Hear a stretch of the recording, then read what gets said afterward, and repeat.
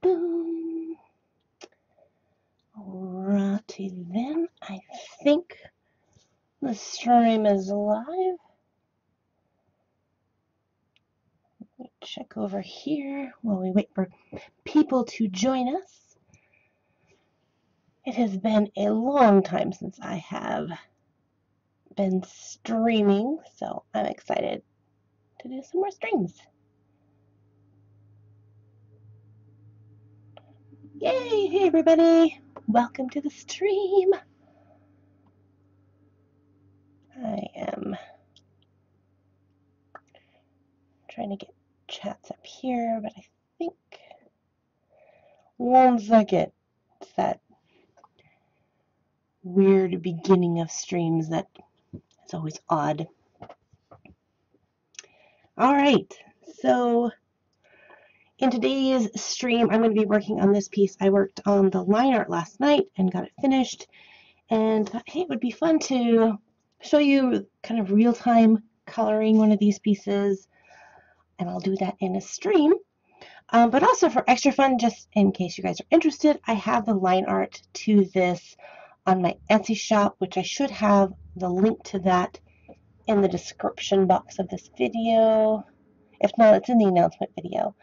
Let me look real quick and see.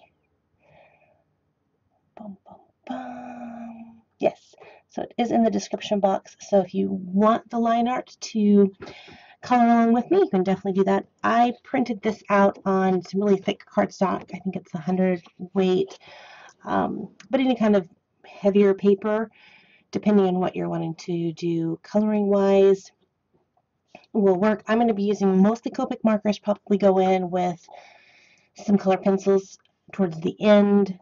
So I like a nice cardstock to work with it. It works. I find I like how it works with Copic markers, so that's what I did. I've also done a little mock-up here of an idea of what I want for the colors. I might change it.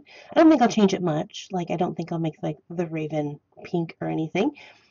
But I also listed out the colors that most match. I did this digitally, and then I found the Copic markers that closely match this. So finding a little test sheet and printing it off small and then testing out some different colors. If you don't have Copics, this same method works with colored pencils and things like that. So just kind of giving an idea of the colors. I didn't have this exact color right there, which was for the ribbon. I want a kind of a desaturated, kind of reddish pink, but I find mixing a couple of colors together got close to it, so we'll kind of play around with that. Who knows, I might want to make it a deeper red later on. So I don't know how long this is going to take me, and this is actually kind of going to be kind of fun. I think coloring, when I start coloring, I just kind of disappear in time. Sometimes I think, oh yeah, I can do this in an hour, and then 7 hours later I'm halfway through and I'm like, ooh. So we'll see how long this takes me. Yeah, so welcome everyone in the chat. I'm trying to get this where I can read chat at the same time. Let's see. Yeah.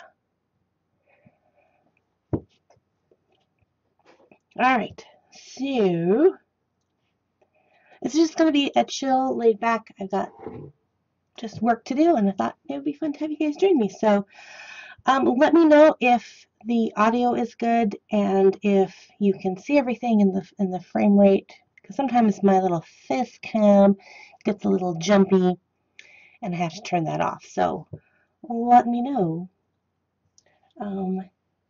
if that is all working. Okay, well, I'm going to go ahead and start with the coloring. Kind of trying to decide what I want to start off with first. Put this little stand here. Doesn't work. Come on, man. It doesn't want to work on my stand. Fine. Didn't want to put you on the stand anyway. Looks good? Okay. Thank you. That's perfect. Okay, I'm going to start with the raven first just because I feel like it.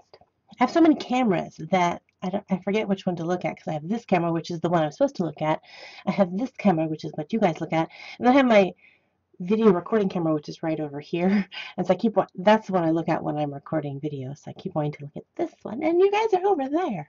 So when I work with my Copics and a lot of other different mediums, especially like watercolor, color pencils, things like that, you want to start lightest and then go darker because they are transparent.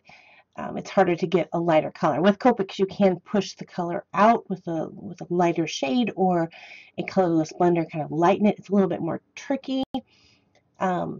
If you were coloring something like this and using something that was not see-through, like oil paints or acrylic paints, you could do darkest to lightest, easy. But with this, you have to start lightest to darkest. So on here, I'll try to leave this here so you guys can see my example. I want to make sure that I have a rim lighting from the moon. And I can go back in with like a gel pen and add that.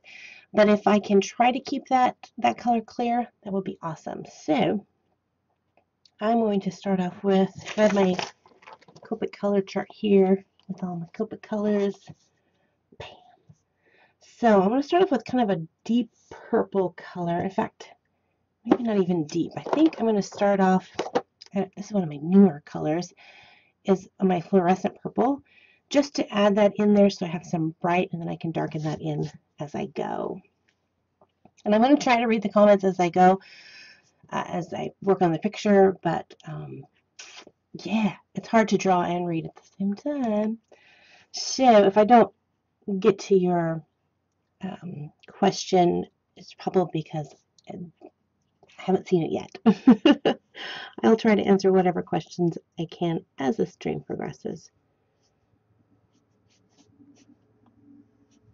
So I think the last stream I did was in May for Mermaid, and kind of went through and showed all the different pictures that I did, and I haven't done a stream since. And the reason being is because my studio gets so hot that I have to leave my window open and have the fan running, and that is just way noisy. I tried to do a couple test streams with it and just kind of made private streams, and it was annoyingly loud. So even at night I had to have the fan going. So we're finally cooling down. And again, this is coastal hot, so anything over 75 degrees is unbearable for us. I know. But today it's only, let's see, what temperature is it today? Outside, it is a delightful 69 degrees, which is, a little, it's comfortable. So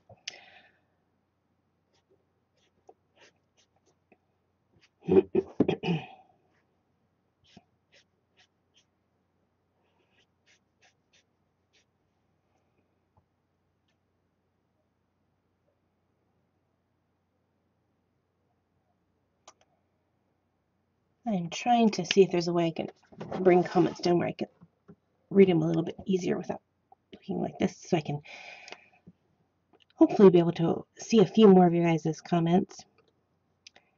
I don't know if my sister's in the stream yet. A couple of you guys are asking how my sister's doing.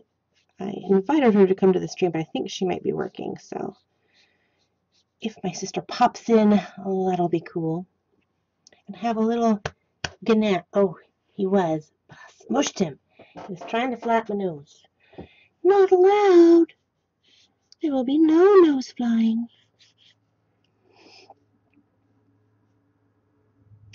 60, and well, my dyslexia is kicking in. 86 degrees where you are. That is toasty. It's supposed to get really warm on Wednesday. Okay, 79. That's really warm. It's almost 80 degrees, and it's September. I was planning on doing a live stream on Wednesday, but I went, nope, that will be a windows open and fan going. So do I like anime? I like some anime. I love anything Studio Ghibli, Miyazaki. Started off with good old Sailor Moon, Card Captors, Ranma. Yeah, those are the older animes I like. I went on Hulu the other day just to see kind of what they had to offer. They have tons of anime on Hulu. I recognized almost none of it. I was like, oh, I'm so out of the anime loop.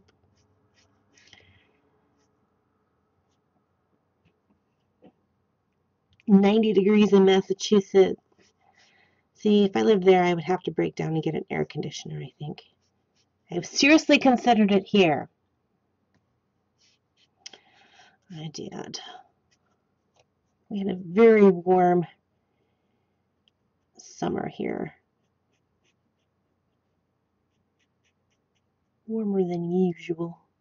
All right, sorry, I'm in a delicate area, which means the conversation side of my brain turns off.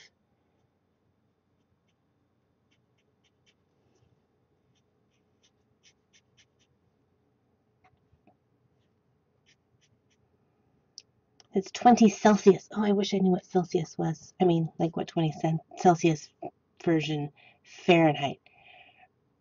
Someone said around 40? I don't know.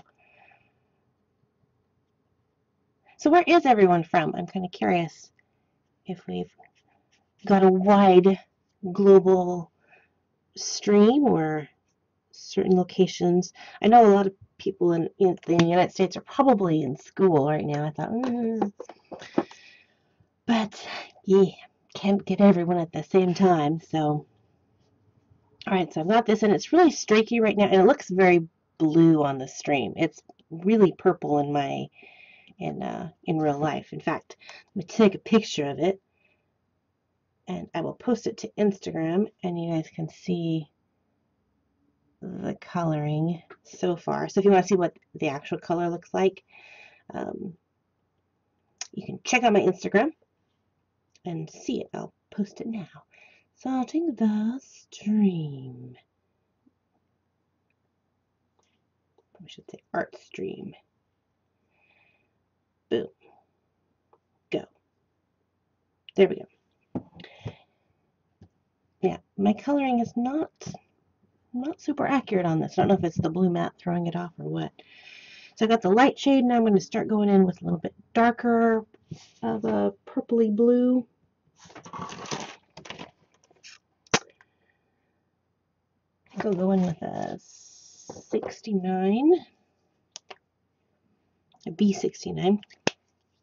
One trick with Copics is I find if I open them above my paper, sometimes they will splatter little dots of ink. So I just kind of try to get the habit of opening them like over here, and open them and then bring them over here. Otherwise you just have this random little speck, and that can be annoying. So I'm not going to try to make this like a tutorial, but I will interject little tips and tricks throughout the process.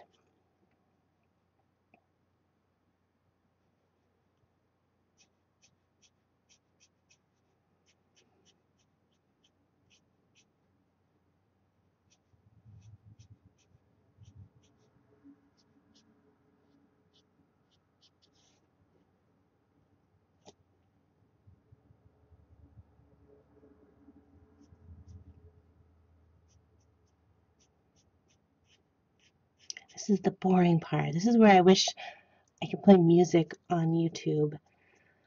Because I get focused in trying to figure out where my highlights and my shadows need to be, and I forget to talk. So thank you guys for chatting amongst yourself.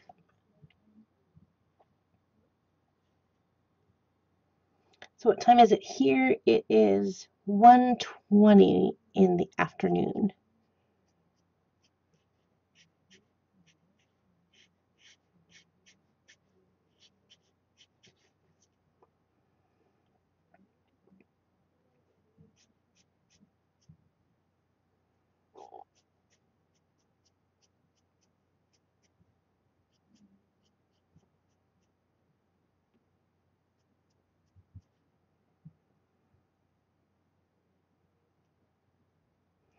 So this is supposed to be a raven.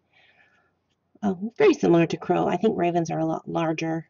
We have a lot of crows here, so I see them more often. But I was going for raven. That's what I'm going for. So we're calling it a raven.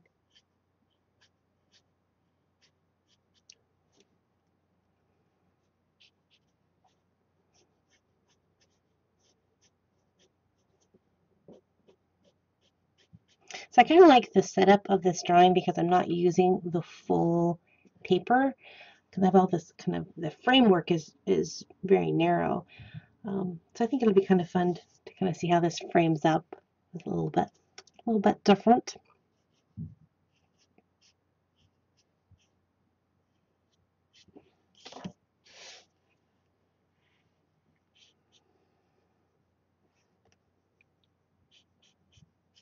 So who is doing Inktober? Yeah, that's a good question.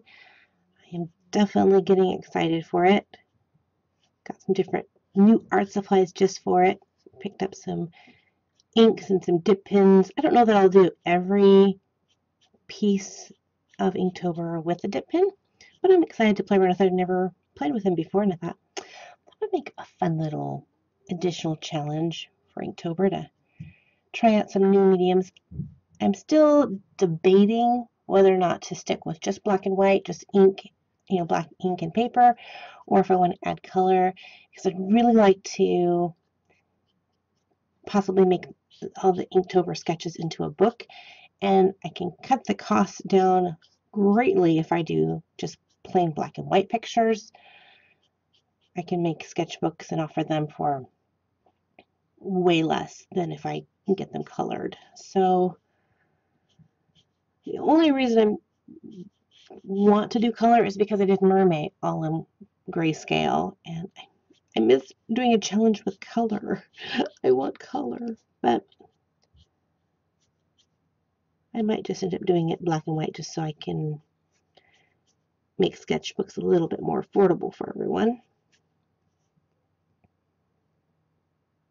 What is my Instagram? It is, because I didn't name it Art a la Carte, I think because Art a la Carte was already taken. My Instagram is Art Carte Cafe. I'll show you once more. It's not focusing. It's not focusing. It's too bright. Yep, too bright. Okay, hang on. Hang on. I didn't realize that. Okay. Art. Carte. With no E because I'm not consistent. Cafe. There. Art Carte Cafe. So yeah. This is back when I created all my social media accounts, and I'm not really thinking that my art channel would be anything more than just kind of a personal thing. So yeah, I had no consistency in naming things. I'll put that over there for you guys.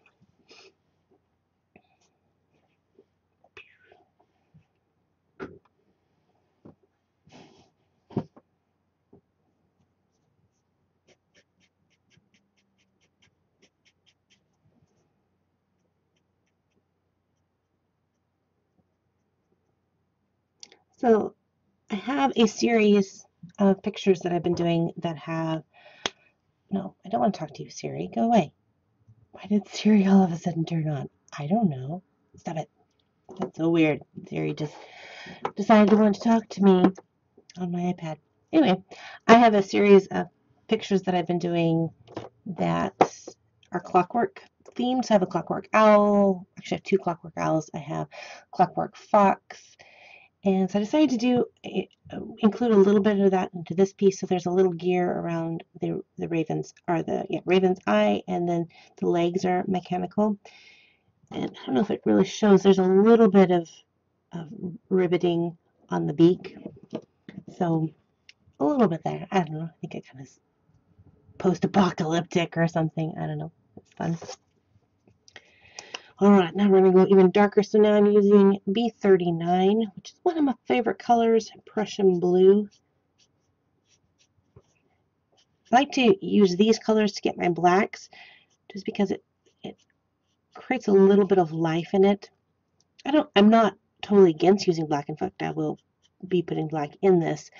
But if you go straight to black, you lose something in the life of the color. So I like to try to create darker shades using other colors rather than just straight to black.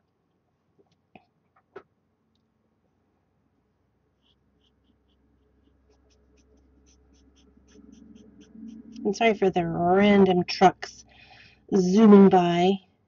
I have my window closed. I might have to open it a little bit because it's starting to get stuffy in here. But I'll hold off as long as I can because then it gets loud when the window is open. So let me move that now.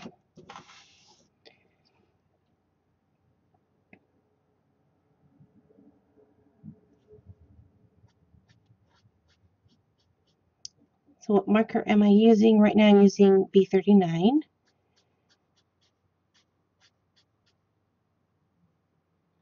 Yeah, I love the B20s or BV20s as well. So what are Copic? Copic markers are alcohol-based markers. So they work a lot like, kind of like, a lot of people consider them to work a lot like watercolors. They just blend very well with each other. Yeah.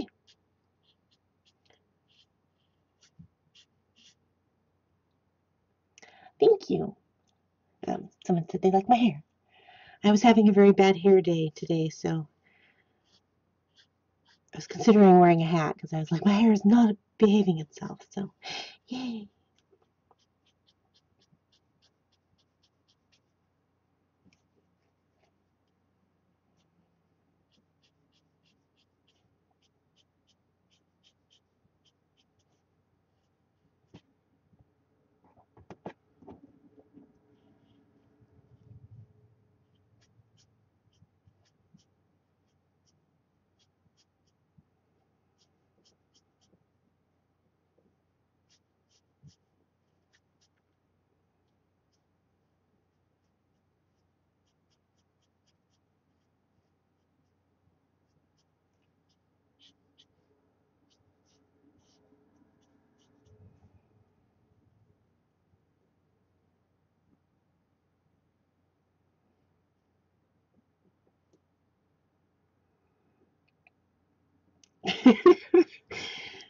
So Kid Artist says, I love you, Arto Carte. I wish you were my grandma. I'm not that old. Let's see. If I was a grandmother, I could be a grandmother in about 5 years, I think. I'd be old enough to be a grandma. Oh, I'll be your grandma.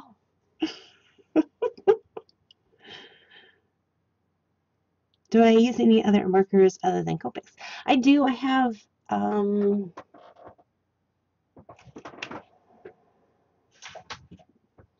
let's see, I have some Winsor & Newton markers. I use them every once in a while. The Pro marker, brush markers, things like that. I use them sometimes. Some of them have brush nibs, and that's nice, but most of them have bullet nibs. And then I have the Colorate alcohol-based markers, which I enjoy using those if I'm just blocking in color. I decided to invest in Copic markers, and they're not cheap, so that's why I use them a lot, because when you put a lot of money into something, I want to make sure I'm getting my use out of it. So, yeah. All right, I'm going to switch over to a B99, which is agate, which is a more desaturated blue, and I'm just going to start blending a little bit more so we're not so patchy.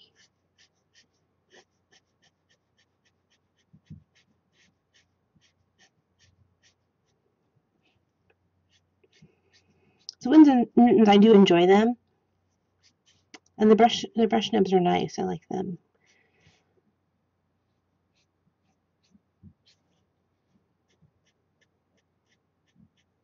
And I don't think they're as expensive as Copic markers. The first alcohol-based marker I started off with was Spectrum Noir markers, because I could get them at my local fabric craft store with a 50% off coupon, so I could get like the big sets of, I think there was 8 or 9 markers in a set. And normally they're $14.99 for a set, and I could get them for like $7 with my coupon. So I started off with a less expensive markers, which I'm really happy I did. just to make sure that I liked them, liked how the markers worked. They didn't have brush nibs, but because I'd never used a brush nib, I really didn't faze me. I didn't feel like I was missing out. And then once I decided I really liked working with markers and it would be a medium that I would continue to use, then I went ahead and started investing slowly into the Copic marker set. So as you can see, I have not collected them all, but I have enough that I don't feel I have to collect them all. Like there's so many colors that are really, really similar, like super close. And I have a couple of them, like these two here are really, it's a little bit lighter than this one, but when you really see it side by side, there's not a big difference. Here, that's not a super big difference. So you don't have to collect them all. There's just a few shades that I kind of want, like my desaturated warm red. I don't have one that I really like yet, so I'm kind of looking for that shade. Of course, it's always fun to get them all. I touched a Copic once. Yeah, that was my downfall.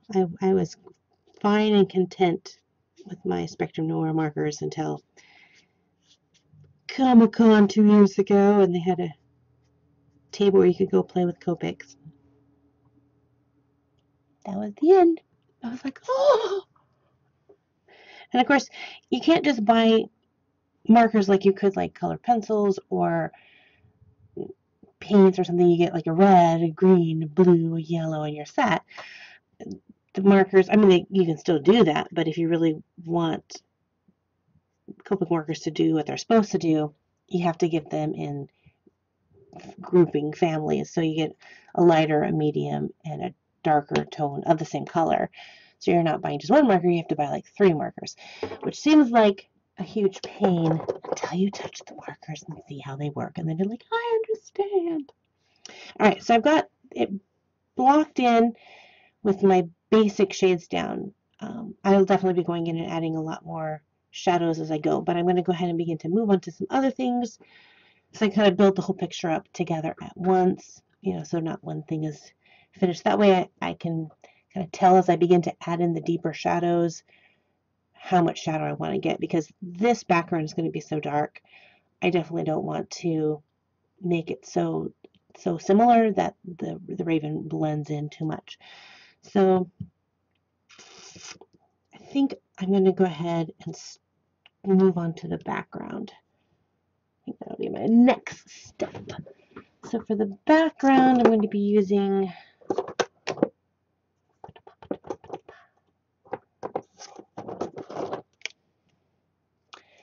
these 3 markers. Mostly I'll probably throw in a few others as I go, but a BG10, a BG72, and a BG78, which is one of my favorite combos. I'm going to start off with my lightest shade first and work that around the moon because I want kind of that glow. So I'm going to kind of come off a little bit from the edge of the moon. Oh, and just so you guys know, if you decide you want to purchase the line art for this and do this along with me, I actually have 2 versions that when you purchase it, you get both versions. So one is this one, which is all the lines are really dark. It's the black liner. And then there's another one that I lightened it by 50%.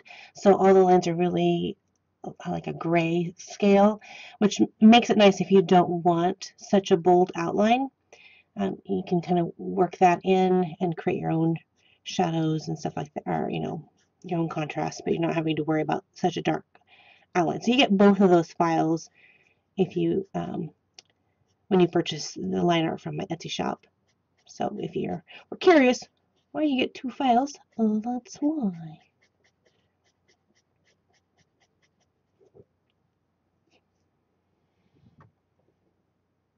So where do I get my markers? Anywhere that I can find them on sale. I watch for coupons, things like that. If I don't have any coupons and I need to buy one right away, and I can't wait for a sale, like I need that color. Usually like Jerry's Artorama or Blick's has them for a pretty good price, which is about $5.25 maybe, I think $5.50 US dollars is generally what you can get them for. But I have found a couple different like craft or scrapbooking shops that have going out of sales, and they have them for 75% off. So I got the markers for like $2.75, which was an amazing deal. So I bought way too many that day. Yeah.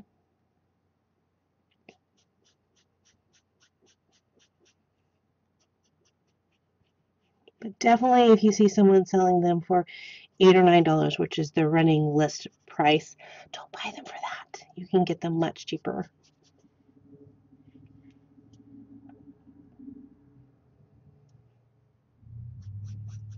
So now I'm going to go ahead and begin putting in BG72, and I'll blend those two together. So I pull it back a lot further than what I want the blends to be so that I have room to create the gradient.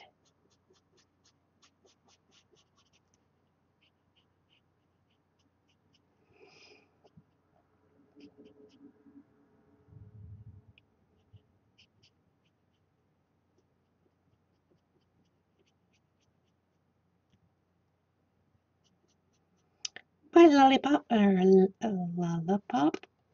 Bye. Art party is bored.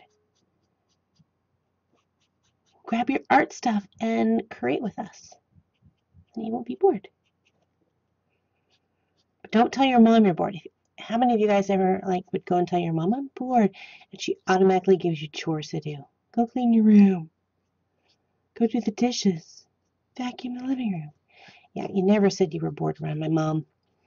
There's always something she could find for me to do. It's your birthday. Happy birthday. We're almost birthday buddies. My birthday is next Sunday. For the last couple of years, I've done like a little live stream on my birthday. I'm not sure if I'm going to be able to do it on my birthday this year or not, but maybe. I might do a Saturday live stream. But be tracking around that on Saturday, because I usually like to give away stuff on my birthday, so you never know. I'll be giving stuff away. Ha! I think my sister is here. At least she said she was. We will see.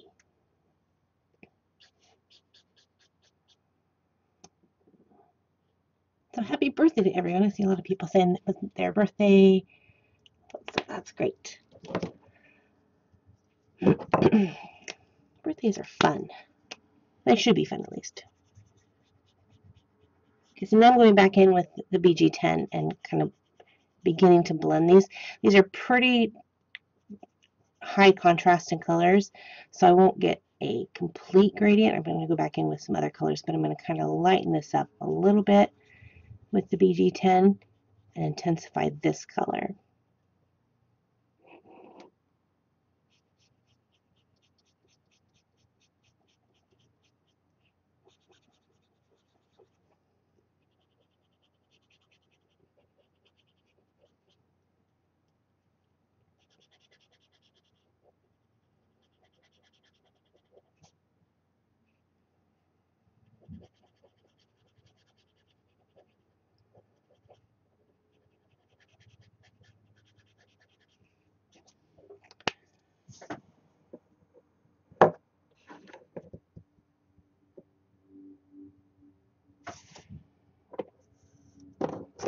So I'm going to pull in a B32, which is slightly not as desaturated, but I'm going to kind of just dot this color in just a little bit to help blend these together.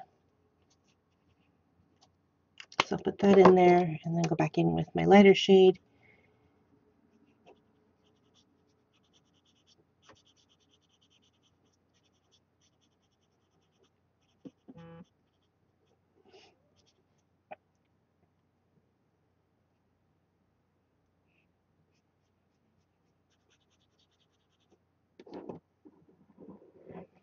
Rise of the Guardians. I love that movie. That's good. That's the one with the owls, right? Someone asked if I'd seen the Rise of the Guardians. Or is that the one with all the Rise of the Guardians? Is that the one with like Santa and I'm getting my movies mixed up. Which, if it is with Santa and the Tooth Fairy and Jack Frost, I've seen that too. I can't remember which one's which. I liked them both. I really liked Jack's story. I think they should have just made the story like 100% Jack's story. I think they kind of realized what a cool character he was during production and went, maybe we'll give him a bigger part. They had something with that. I think they could have just made a Jack Frost cartoon.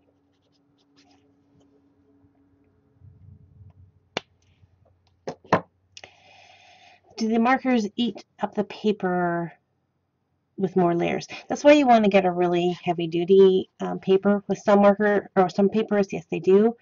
So I'm using a cardstock and it works really great. If I find that my paper is starting to get a little rough, it's just because it's too wet. I'll let it dry and then I can go back and work on it. And I'm not pushing really hard either. So.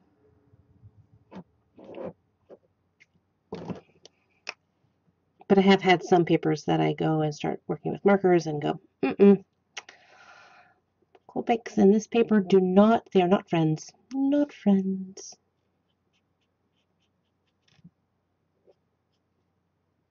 But because these aren't a water-based marker, they're a lot gentler with paper. Like if you were to do this with like a water marker and do this, it would be eaten up really quickly. So in that sense, these are much more gentle. And you can also get paper that is specifically designed for markers.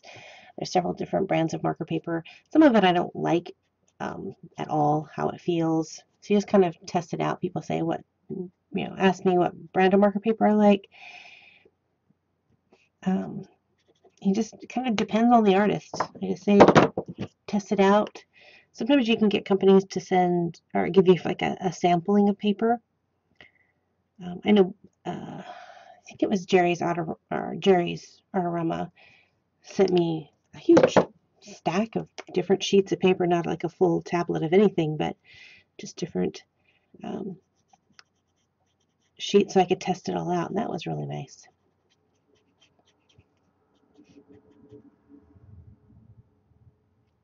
What is my favorite movie? Oh, you have to give me a genre because I have too many favorites. So, favorite like animation. Oh, see, in animation you have to have subgenres because is it favorite Disney movie? Is it favorite Miyazaki movie? Is it favorite Don Bluth movie? Yeah, I have too many favorites.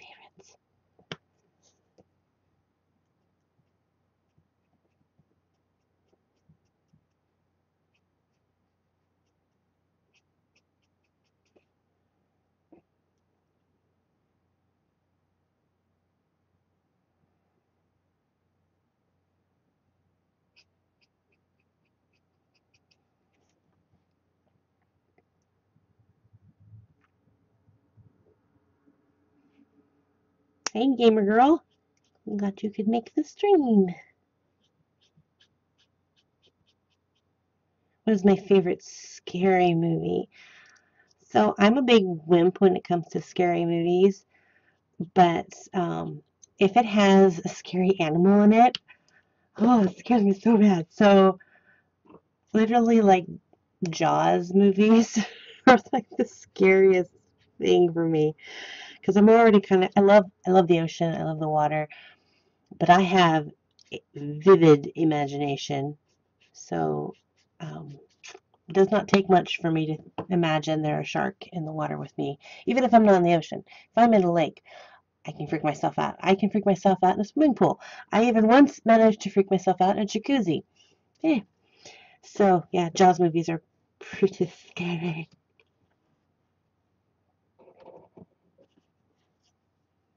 But like Halloween kind of scary movies.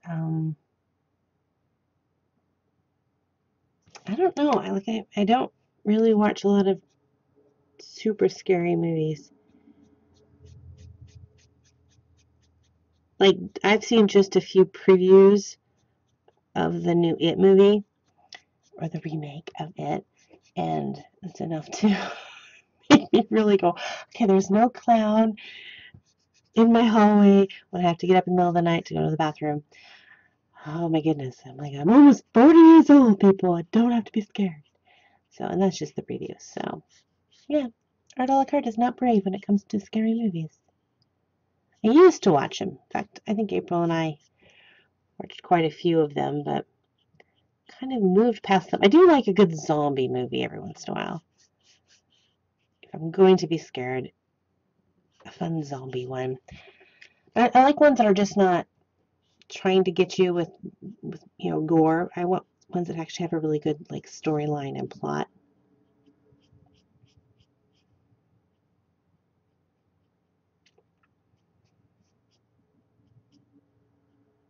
Now, I do like watching scary video games. I do not like playing scary video games, but I do like watching them like on YouTube and stream, watching other people play them. That is kind of fun to me. It is my guilty pleasure.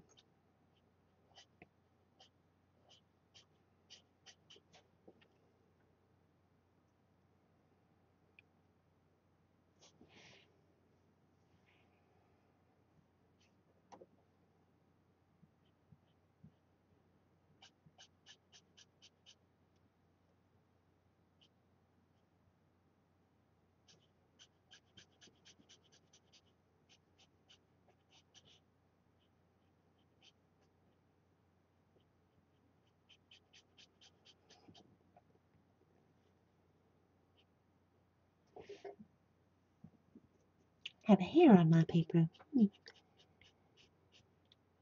No hairy alt.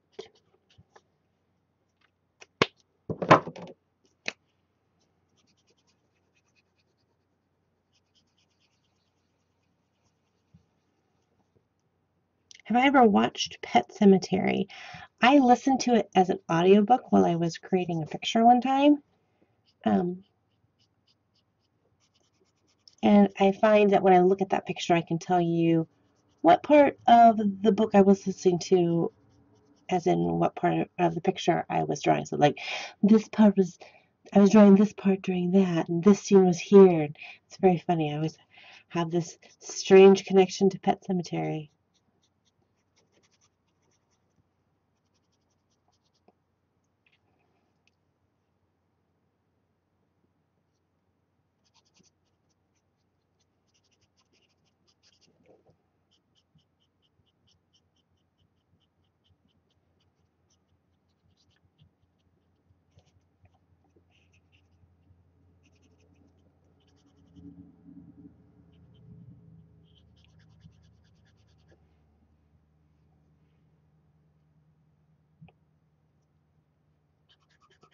I've watched a couple of gameplays of the Five Nights at Freddy's, and they were good for a little bit, but I mean, it's kind of, I like video games that have like a story to them.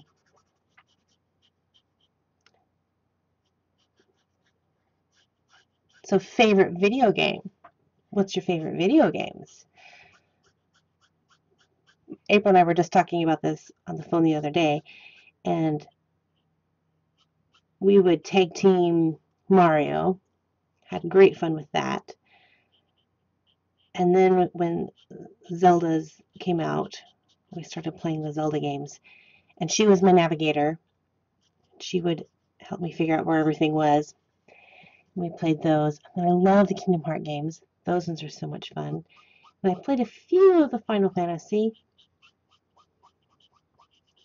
And those ones are good. But Mario and Zelda. Yeah. And I don't have a Nintendo Switch, so I haven't got to play the new Zelda game.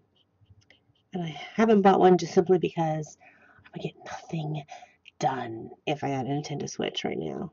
I was really tempted. It's like, my birthday's coming. I could get a Nintendo Switch for my birthday. But would not be conducive to my artistic goals and expectations in life. And how many has any? I can't talk right now. Have any of you played it? And I think it's only on PC, but they have the Nancy Drew mystery games. So they're not super mainstream, but those are fun. So it's like a total mystery based off of the Nancy Drew books. And I like it because they have lots of puzzles in them and you figure out the mystery. So, yeah, those is good.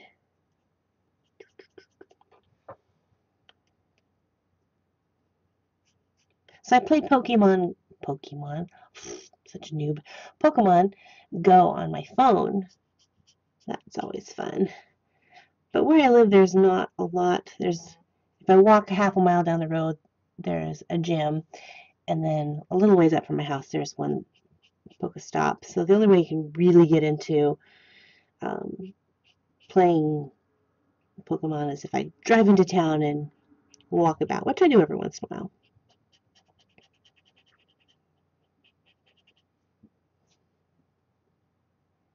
Oh, and Minecraft. That's a fun one to play.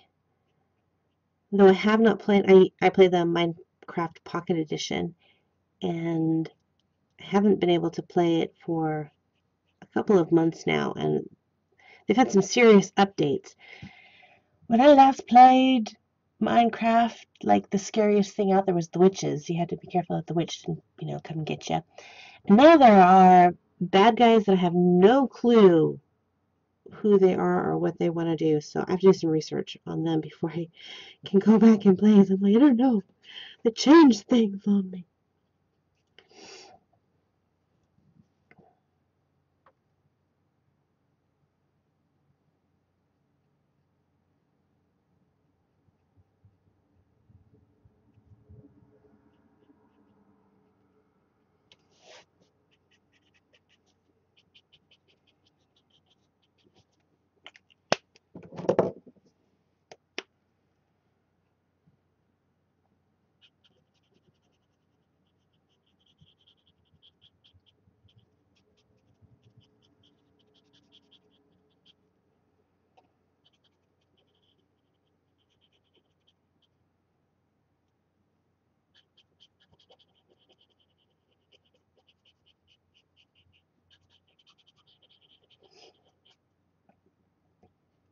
So the new bad guys on Minecraft that I don't know, there's two new guys that one has these little fairies looking things that fly around his head and they attack people. Um, don't know who they are. And then there's other guys that are similar color scheme. They look like villagers, but they're just kind of weird coloring. And I don't know what those are and how scary they should be. Yay. So, guys have any tips and hints? Let me know. Good night, Artie Party.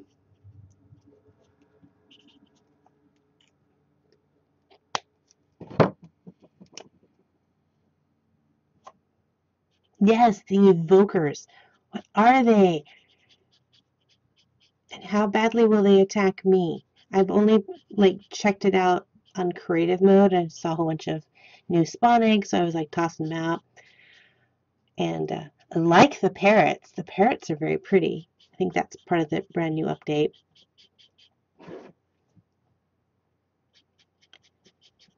So the parrots are nice, but yeah.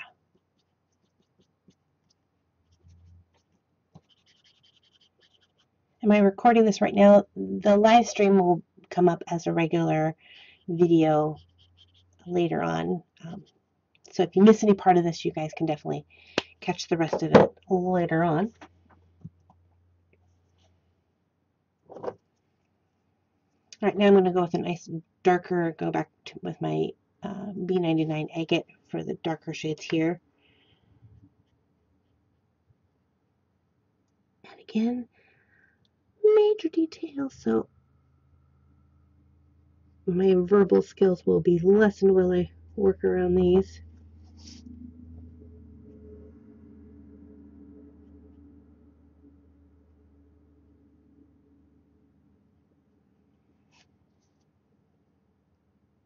So where do I get my art inspiration from? Lots of different places. For this one was the raven was the inspiration for this piece. I wanted to do some sort of clockwork piece that had to do with ravens. And I got the inspiration to do it as I was at Comic-Con 2 weeks ago, and a lady was looking through my work and asked if I had anything that had ravens in it. And I said, no, I don't. She says, oh, I like your work, but I have to limit myself to what I collect, so I only collect things that have ravens. And I really wish you had raven something because I really like it. And I went, I like that idea. I think raven would make a great clockwork piece. So I decided to do something with that. And so I started off with this sketch here that I just doodled up, and kind of went from there. So yeah, that was the inspiration for that. But like even like an item or a color or a song can all be great places that I get inspirations from.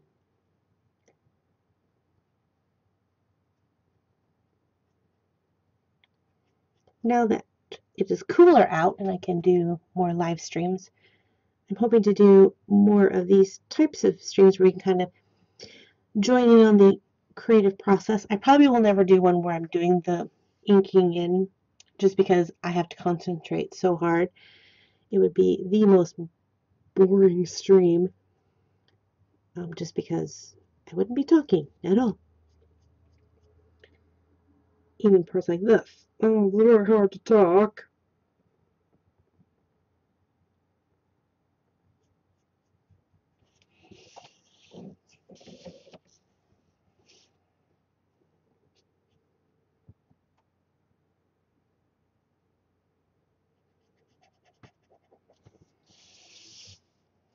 See, the fun thing is, you guys, I'm reading the chats. You guys are talking about the Minecraft stuff, and you're giving all your clues and hints, I bet. And my sister's reading it, so when we play Minecraft, she'll be the all knowledgeable one, and I'll be like, I have no clue, and she'll be like, ha ha ha, I know what's going on.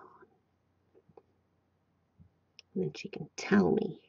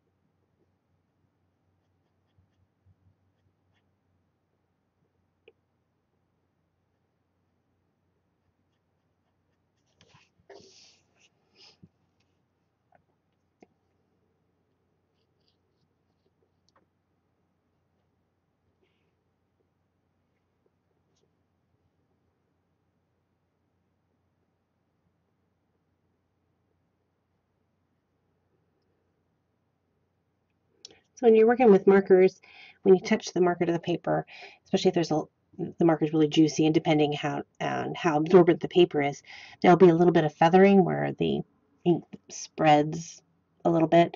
So getting these really tiny little details, you just want to touch the very, very tip of the marker to the paper and almost just dot it around. Otherwise, you're going to feather it into your line.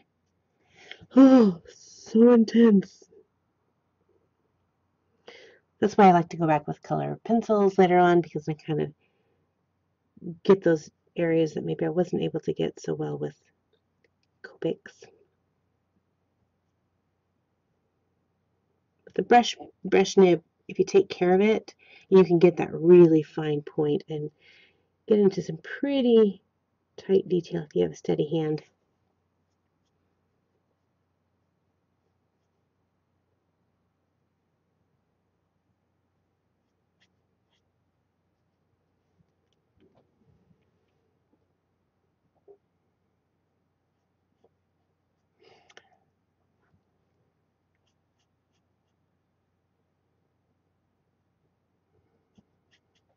So the only two main theme months that I have seen is Inktober and Mermay.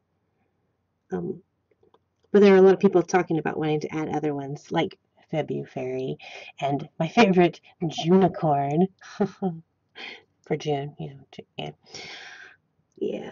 I don't know though. I mean, doing a month challenge is fun to watch, but it's hard to do. Like, I love drawing mermaids, and I thought, oh, there's going to be no problem with me drawing a mermaid every single day.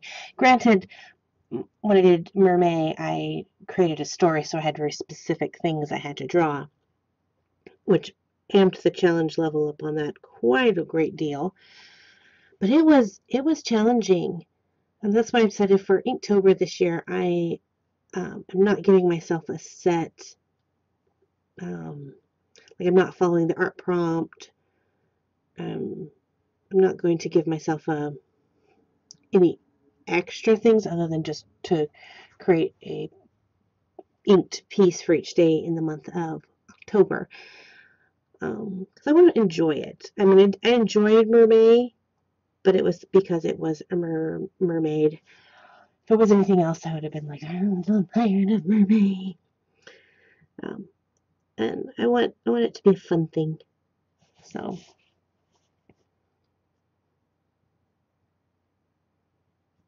last year I wasn't able to create a piece a day, and so that's kind of my goal, is to make sure that I create a piece a day.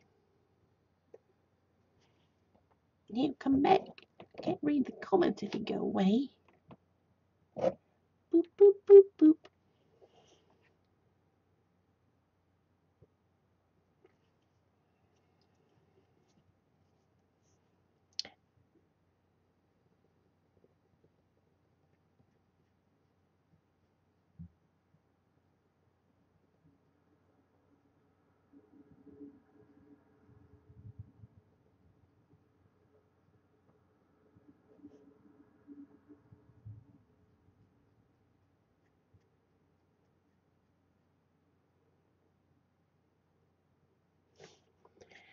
All right, we're almost done with this intense part, and then take a little bit of a breather and chat with you guys.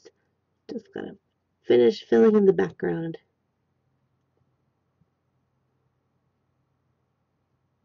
What did I do with it to put in all this detail? Yeah, lots of detail. It'll be fun, they say. Small little vines. It'll be awesome. It'll look good at the end. Be worth it in the end.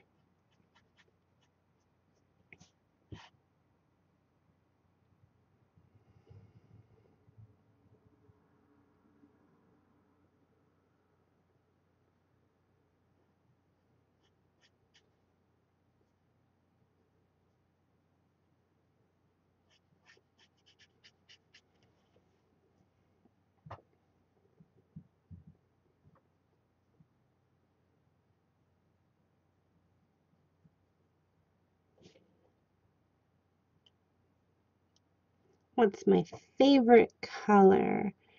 Like, if I was going to go out and buy something, like a scarf or a shirt, and one of my favorite color, probably a purple would be my favorite color. Like greens. My favorite color combo is purple, green, and blue. I love that combo. As far as like coloring, like with art, just depends. I have a couple different favorite Copic marker colors. B39, which is Prussian blue, is one of my favorites. There's a couple teal colors I like. I like the color teal as well. That's a pretty color.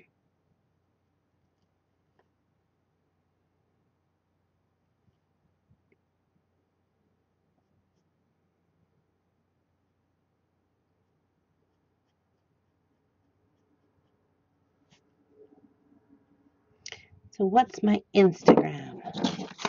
Here we go. Boom. Art Carte without an E. Cafe.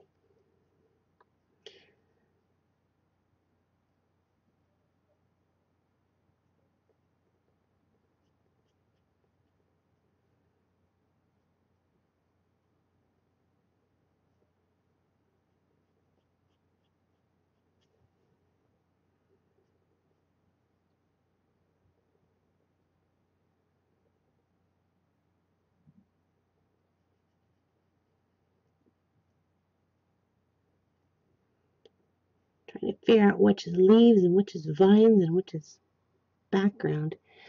So stressful.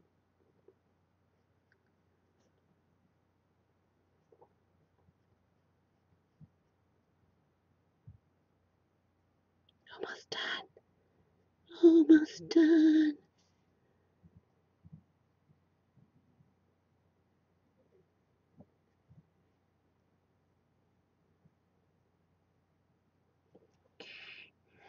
Blah.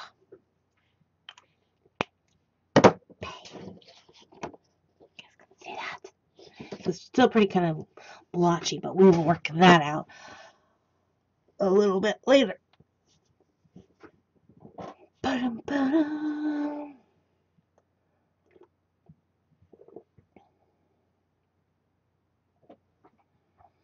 That might be fun to do some pieces for February or February. I think it's February. Yeah.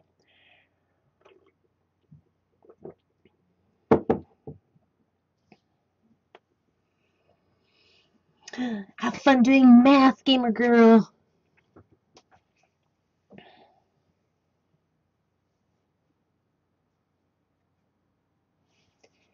Oh, my hand is like totally cramping from holding that pen so tight.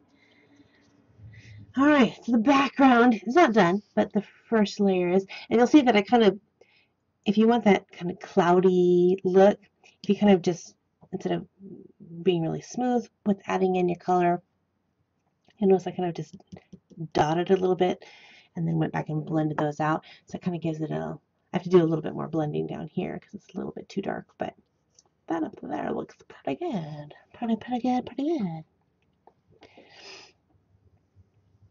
Has anyone ever read Great Expectations? I've never actually read the book, but I've seen tons of different BBC versions of it. BBC likes to make Great Expectation films. I like anything. I like a lot of BBC films. Good.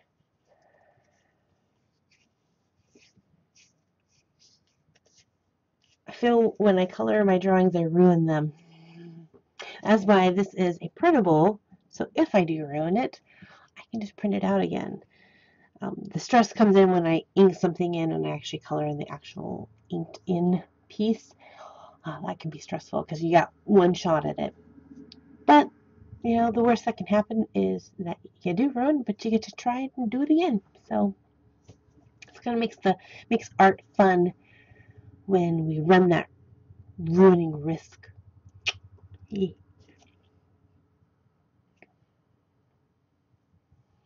So I'm just getting started with Copics myself. Do you have any tips? One, get a Copic coloring chart so you can keep track.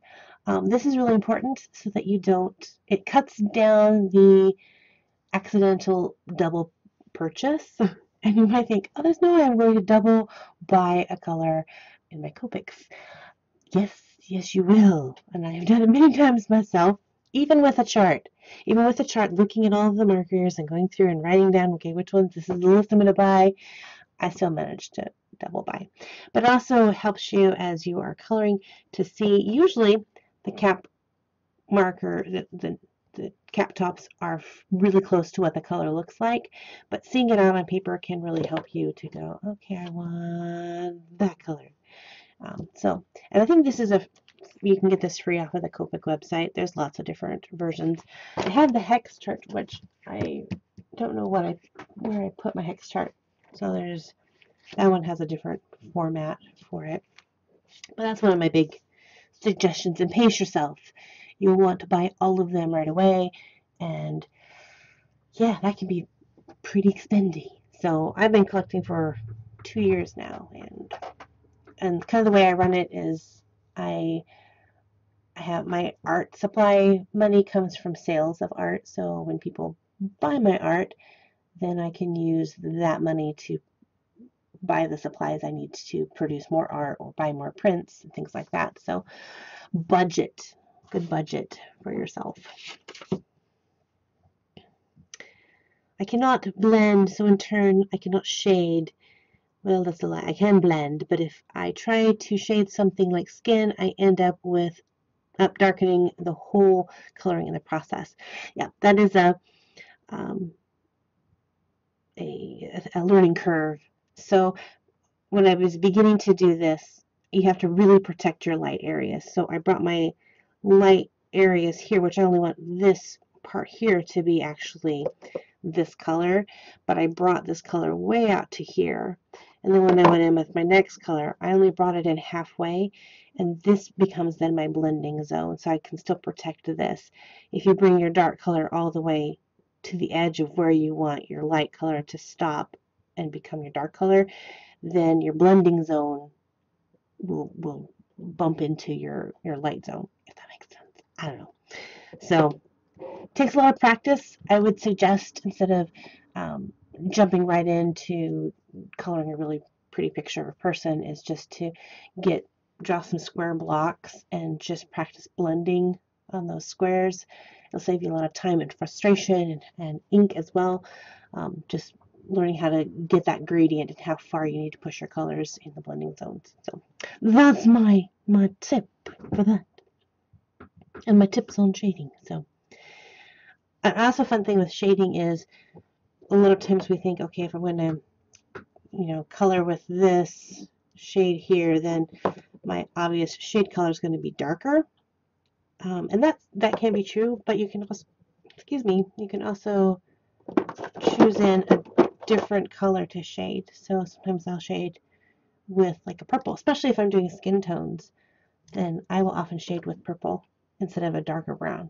It gives you just a cooler shade. I don't know, play around with the colors and see what works best for you.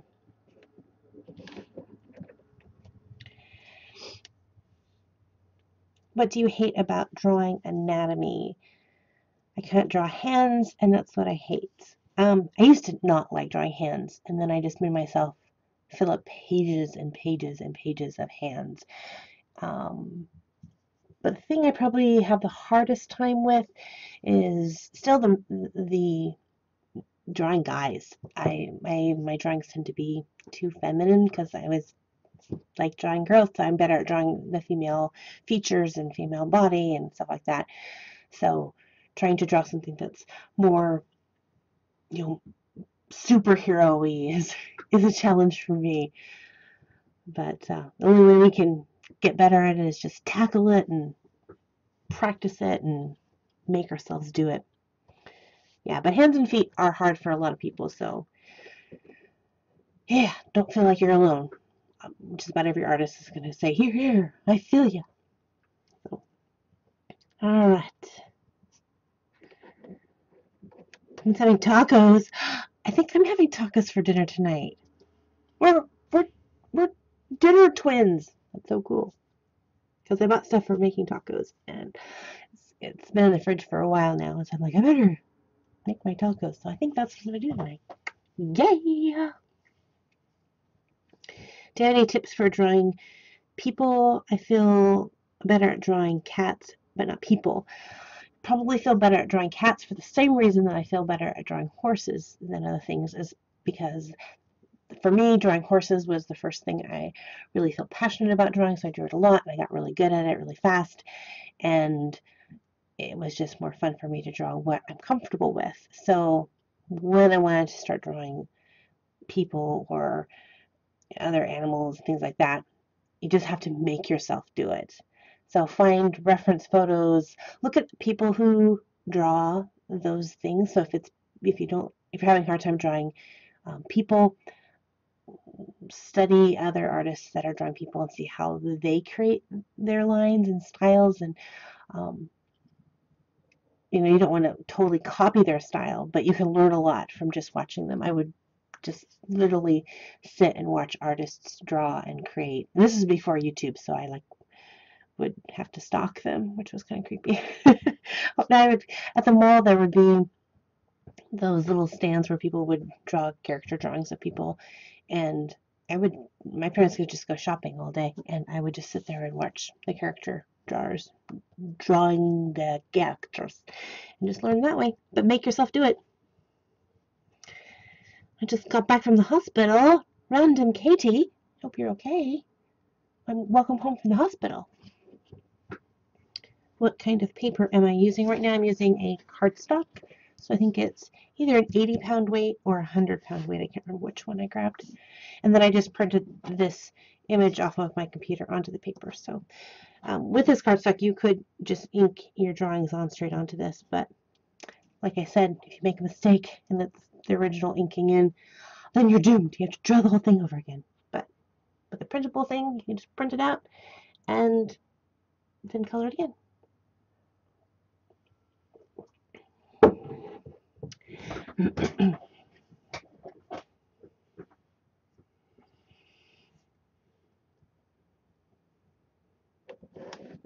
Can I do some future videos on how to color and blend completely with completely different Copic colors? Like how to blend this color and this color? It's not going to work well just with these colors. You'd have to get like all the little spectrums that go in between them to help them blend. They blend beautifully if you do, you know, two colors that are very close to each other, like these two colors here, which go from a kind of a warmer red to a cooler red, but they're similar. These ones would blend well together. That's why it's important to have your color chart, because you can kind of see what color. So instead of trying to blend this with that, which isn't going to be a smooth gradient, blending things like this would blend really well, or these ones would blend really well, or those ones blend really well because they're close to each other. Speaking of that, let's move on. I'm going to put my colors back that I'm not using. I just have this avalanche of art supplies everywhere. By the way, do you like I'm building my own wall. This is my art wall. This is all like the stuff and projects I'm working on. I just took off my desk and threw up there. Hope it doesn't crashing down on me. So next I'm going to work on I think I'm going to put in the tree just to add in a little bit of warmth. It's going to be a bit of a desaturated brown to have a little bit more warmth to it, because right now all of these colors are really cool colors. So I'm trying not to add a lot of warm colors to that. What's the biggest packs of Copics you can buy? There's 4 sets, A, B, C, and I think D. And if you buy those 4 sets, I think in theory you have all of the Copics. Yeah. All right, so I'm starting with a warm gray 5.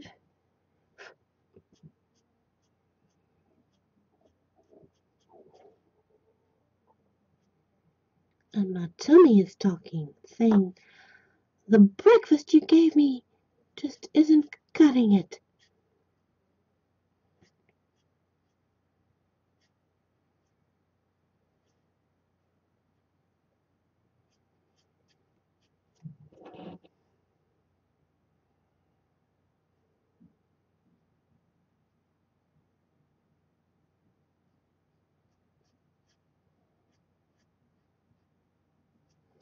So if any of you have actually gone and downloaded this line art from my Etsy shop and are coloring it, I would love to see your completed coloring picture. So, bam, there's my Instagram. If you want to tag me on Instagram, or if you're working on something else, I would love to see that too. So, yeah, tag me in your art pictures so I can take a peek at them, see what you guys are creating.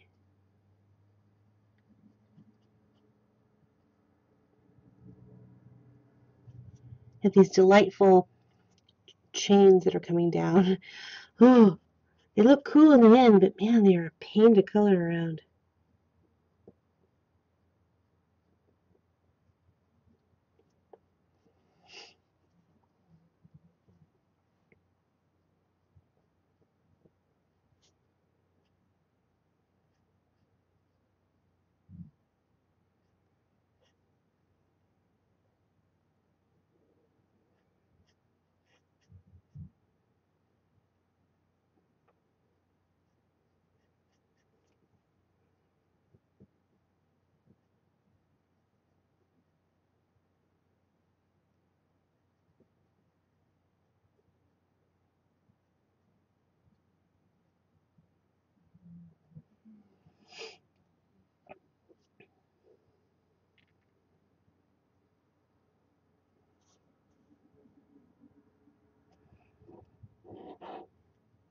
I don't have Instagram. I'm not the age.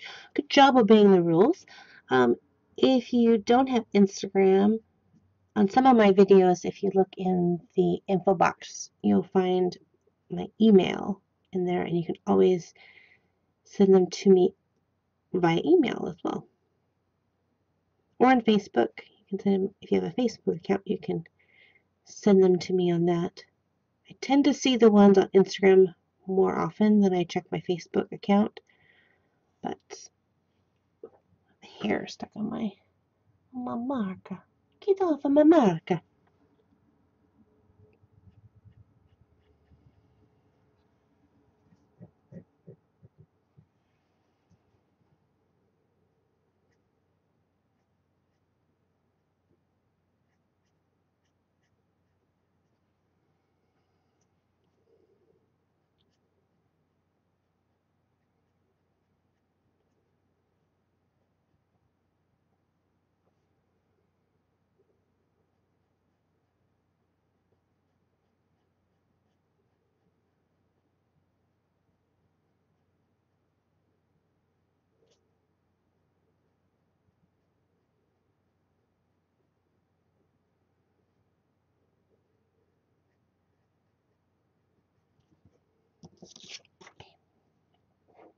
Sorry, focusing. Can't talk. Arting.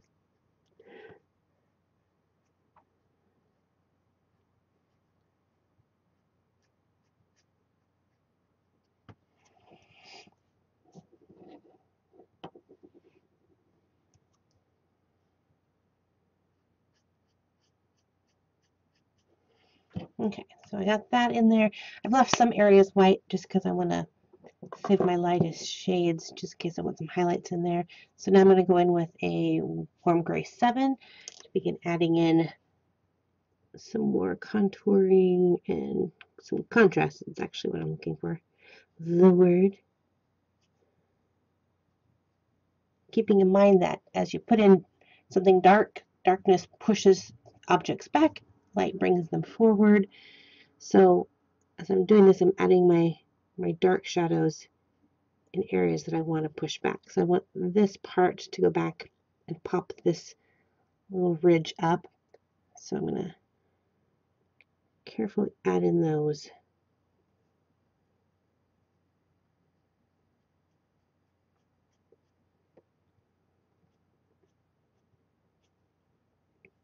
Sometimes when we're creating, it's just tempting to go fast. We want to see the finished product.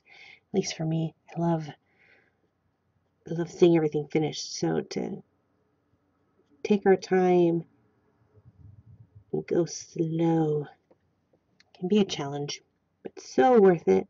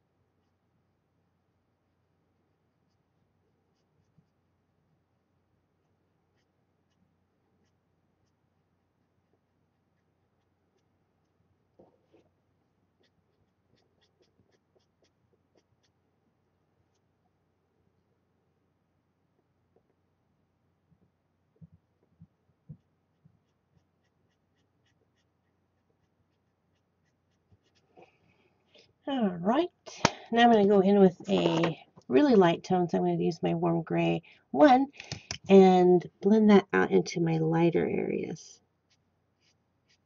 It's just going to smooth things out so it's not so blocky.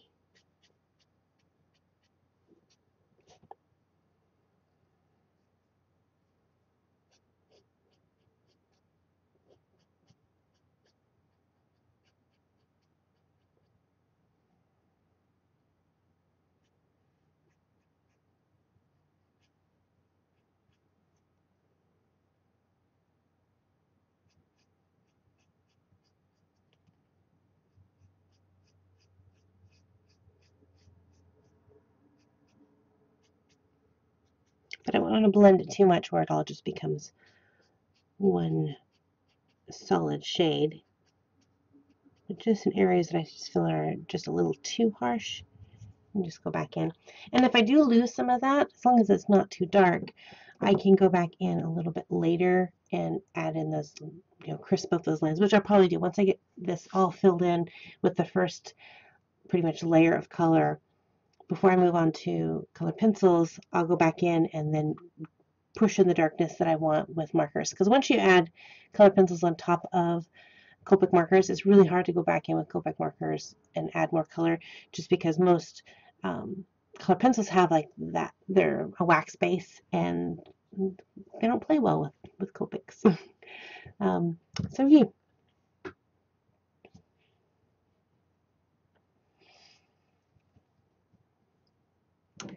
Okay, so I'm gonna leave the tree for a little bit because it's pretty wet, and if I add more ink to it right now, it's feathering, and so I don't want too much more feather. So I'm going to go back in now and add in the gray for the rock.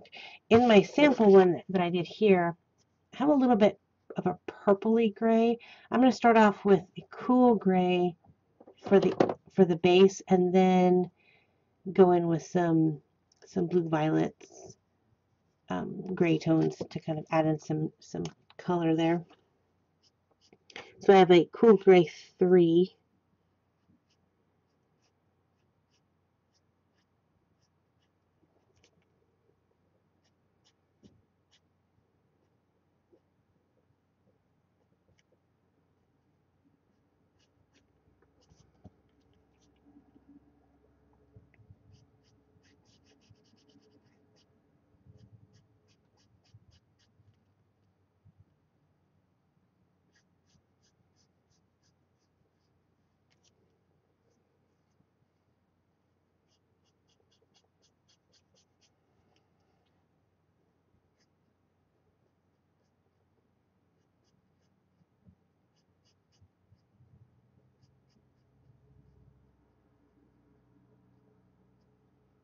So is anybody else working on different art projects while we're streaming?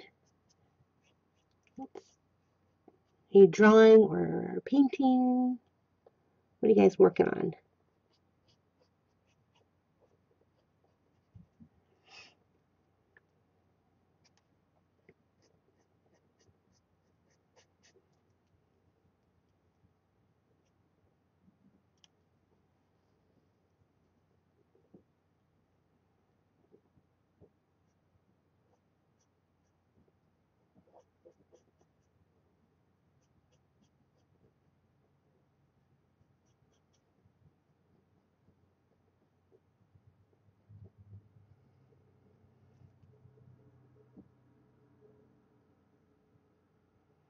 Lots of people working on homework.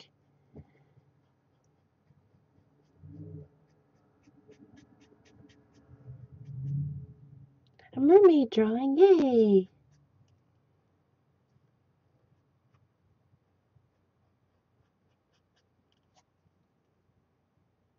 Eating lunch. That's what I want to do. I think it'll be more like dinner by the time I get done.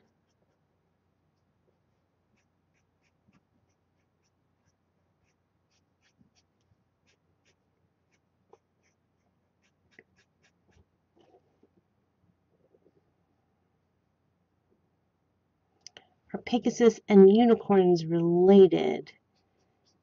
Part of the mythical horse family, so yeah. I'd say they're more related than like Pegasus and Griffins. Oh, Griffins can fly. A Muricorn.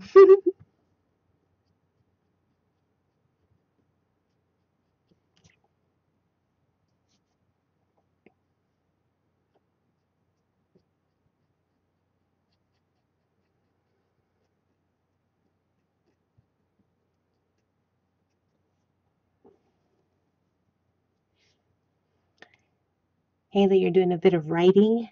That would be so hard for me. When I write, it has to be so quiet. I can have like instrumental music going on, but I can't have talking when I write. Which reminds me, this evening, I have to finish writing up the next part of Wednesday's story so I can start illustrating it tomorrow.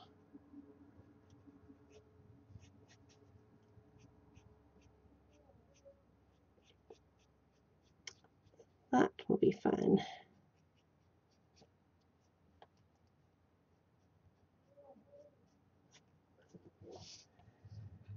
Crazy Kitty is drawing a cat.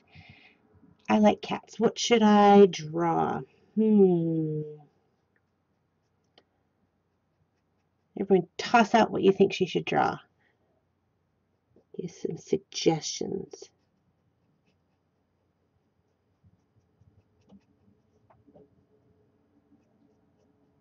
I think you should pick your favorite season and draw a fairy representing that season.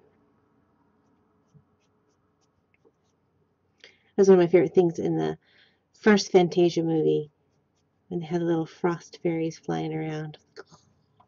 They're so cute.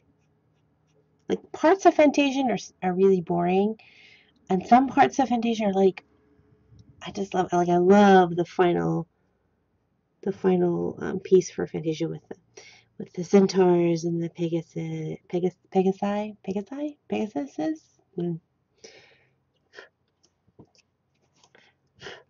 Same thing with Fantasia 2000. There's several that I like, but the final one that they have in Fantasia 2000 is so good too. So I think it's called the Firebird.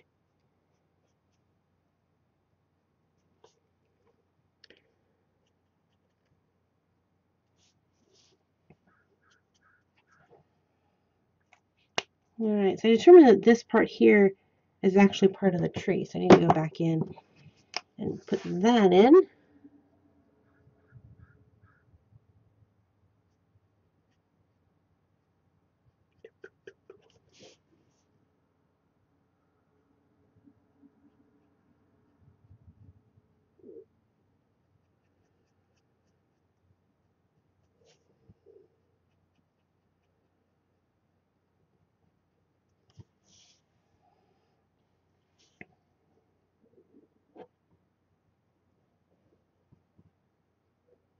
It'd be fun to make a whole series like Spring Fairy, Winter Fairy, Fall Fairy,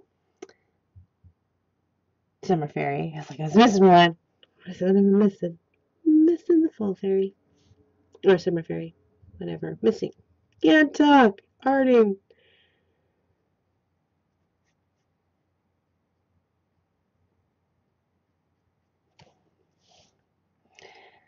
Bye, Crazy Kitty.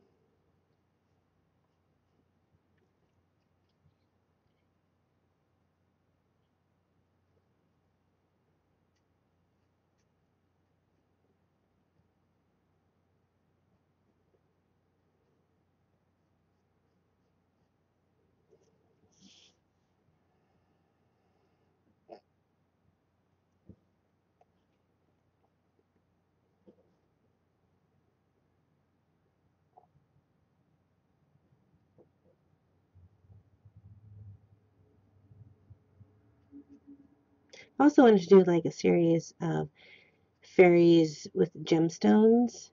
I started kind of had that idea with dragons. So I made the amethyst dragon, but I never got. I don't think I did anything other than that, just the amethyst dragon. But see, just taking things like that, mixing to like a living thing and an element. If you're stuck on trying to find inspiration for something, that can be just so inspiring. Or picking any kind of animal and making a fairy based off of that animal, or a unicorn based off of that animal. Not that you would have like a pig. That'd be fun though. Draw a pig that's a unicorn. I mean, if you like drawing fantasy things. If you're not big on fantasy, then yeah, that might not be fun. But definitely is my cup of tea. Cup of tea. Speaking of which, cup of tea.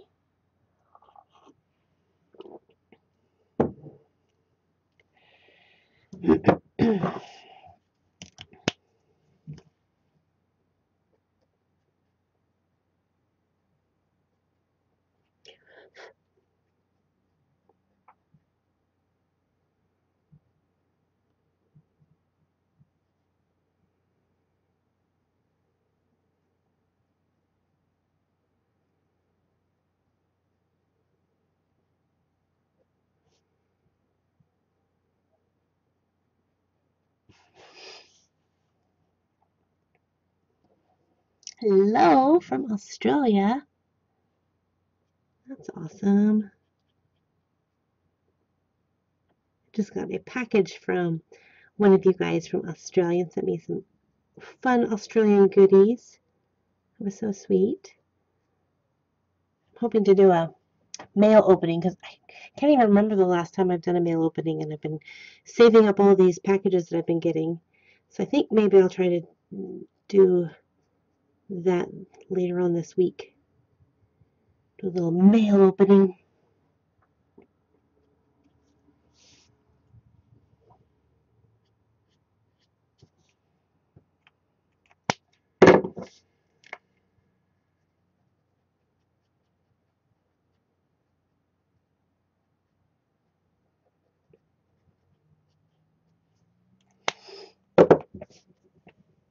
Hello from Canada.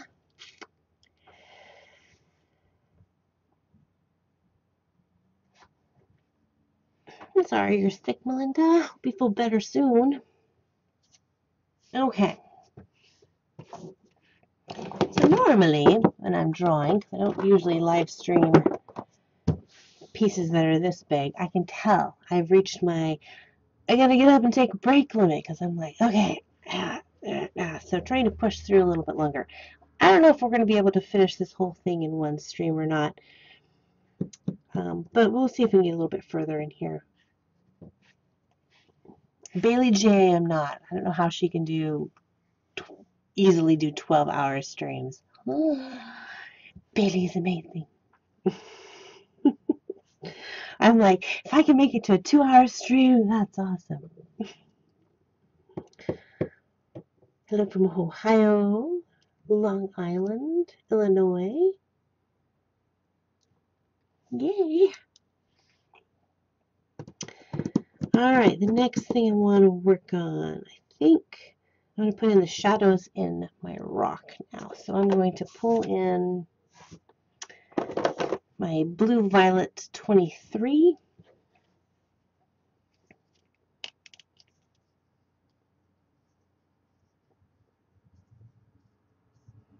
So can I print screen some art from your Instagram and print it for my American Girl dollhouse? First of all, thank you for asking. That's very kind of you to ask. A lot of times people just take without asking. Send me a DM on my Instagram and we'll talk about that. So DM me. We'll chat. Yeah. Okay. But again, thank you. I love it when people ask me if they can do things with my art. That just shows a lot of respect. And a lot of people asking if they can take inspiration from a drawing I do and create their own drawing. Can they do a fan art? I talked a little bit about that in last Wednesday's video. And several people asking if they can do fan art, which is so honoring. I love fan art. People want to do fan art of something that I've created is just, oh, it makes me smile. But it is just amazing that people ask. I think that's great.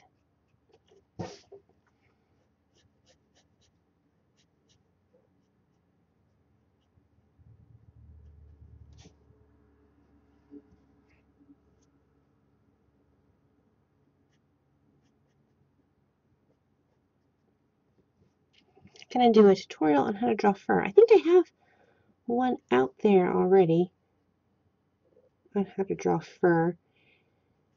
There is one of the YouTube Artist Collective artists did an amazing video on how to do fur.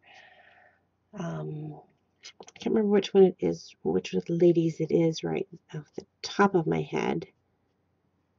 But if you go to any of the YouTube Artist Collective pages and kind of go through the links, you should be able to find her pretty quick. It's been fairly recent, so.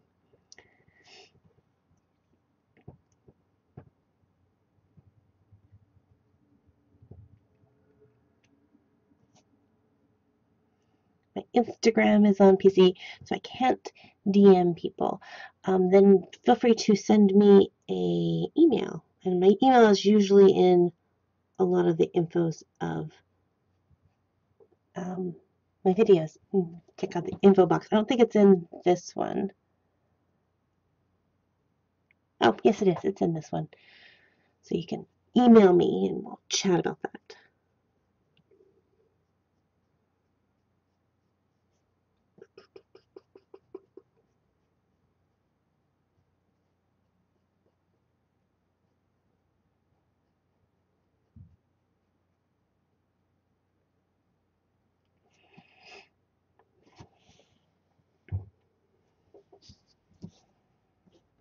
Any advice on starting up a social media? One is naming it. That's one I wish someone would have given me the advice, because I first started up my social media accounts on Instagram and Twitter. I just wanted to kind of come up with creative names for each one instead of just having the same name across all of them. And so that's why you get Instagram Art Carte Cafe. Why cafe? Well, because your art a la carte reminds me of the a la carte for food, which you see in cafes a lot, so that's why I named it Art Carte Cafe. Without the E, because when I named it this, I thought, well, maybe I should go with more of the American spelling of carte instead of the a la carte spelling. Yeah, so my first advice is name your brand, which, is who are you? If it's going to be your name, then stick with that. If you're going to name your studio something like I have mine is Art a la Carte, which if at the beginning I was thinking about this, I wouldn't have probably named my brand Art a la Carte, just because, yeah, I don't know. So really think about that first, and then once you pick your brand name, then name everything that across the board. So your Twitter that, your Instagram that. That way it makes it so much easier to find. Another thing to take into consideration is while you're picking out a name, check on Instagram, YouTube, Twitter, all that to see if there is a name that is similar to that. So if you Google Art a la Carte, you'll find that there's actually like a school called Art a la Carte. And so a lot of people get me confused with that. So do a little bit of research, all that good stuff. So I am going to take a little bit of a break. I'm going to keep you guys on the stream, but we're going to be right back. So I'm going to run downstairs, and I will be right back in just a few minutes. So my sister will continue chatting with everyone while I'm gone. So, be right back.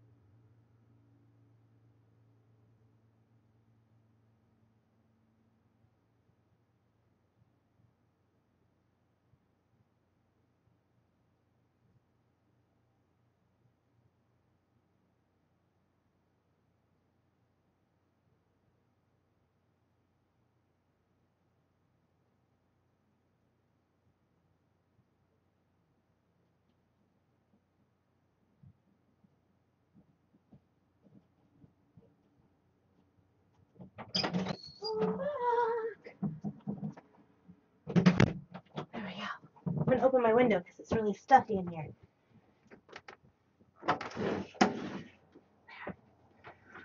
All right. Thank you all for being so patient.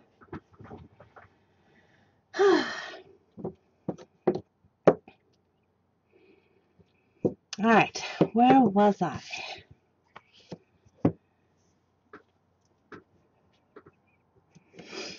Okay, so now we're going to begin to darken in some of these shadows. So I'm going to go with a BV25.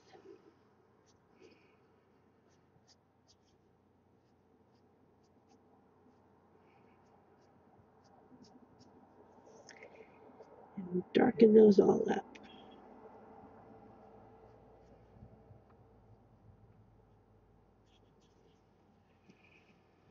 Yeah, I'm back.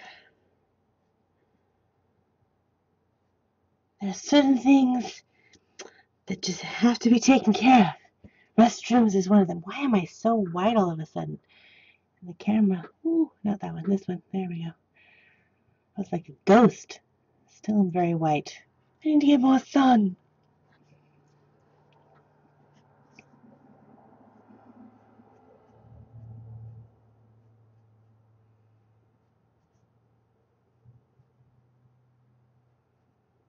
This is a very juicy marker. Sometimes you'll get a juicy marker and it'll actually like pool out ink and goes all over your picture. And so if you just take off the other end of your pen and just draw with it, it readjusts the pressure inside. I don't know what causes it, but sometimes when I travel with my markers, it'll do that. Like it did it constantly when I was at Comic-Con. And you just have to really watch it, and you'll feel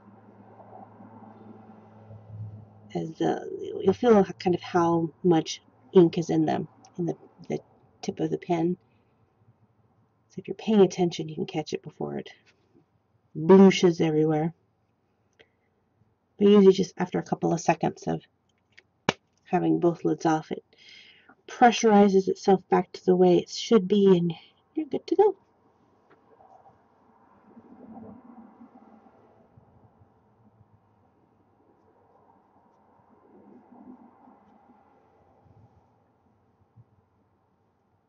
What's the longest piece of art you have made in your whole life? There was a painting I did that took me quite a few weeks, and it was a huge piece. It was ginormous. It was like the biggest canvas, and it was a forest scene that I did for a commission, and the family was celebrating their 25th wedding anniversary, and so I commissioned a kind of a path going through the forest, and I did 25 trees in it to represent their anniversary. That one took quite a while, so usually I can do a piece like this in about a week, you know, from initial SketchUp, if I put all the days that I work on it together. So this one I started, if you look at my Instagram, you'll see when I first posted the little sketch I did, and I kind of play around with the idea. Inking can take a day or two. I think this one took me 3 days to ink. And then the coloring can take anywhere from 1 day to a couple of days. Like my timepiece that I did for the YouTube Artist Collective, I think that took me about 2 or 3 days coloring it. And my Alluring Darkness piece, which is the Deep Sea Mermaid with the glowing hair. Oh, I love that piece, but oh, that took so much time. Because you're working with super contrast of really dark and really lights, and you're trying to get that glowy effect in between them, but it's like all of her hair was that glowy, and yeah. I was very glad to be done with that piece.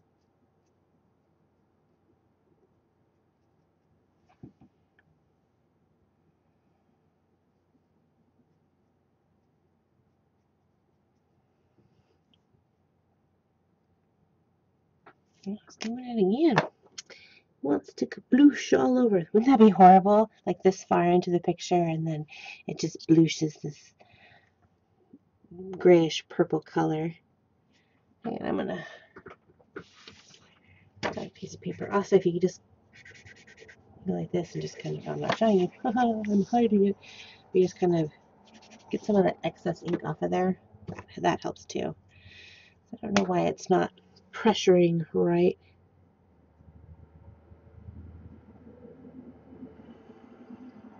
I've opened my window, so you're definitely hearing extra traffic.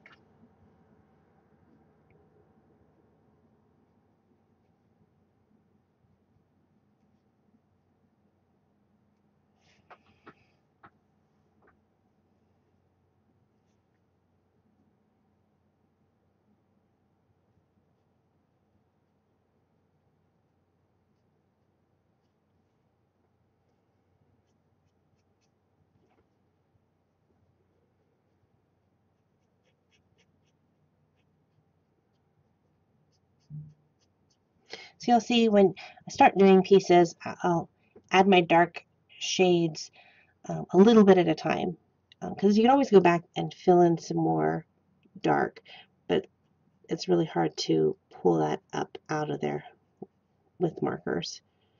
So slow and steady. So how long has the stream been going? It's been going for 1 hour and 50 minutes, almost 2 hours. I think I'm breaking my record of streaming. I think 1 hour and 45 minutes has been my longest stream.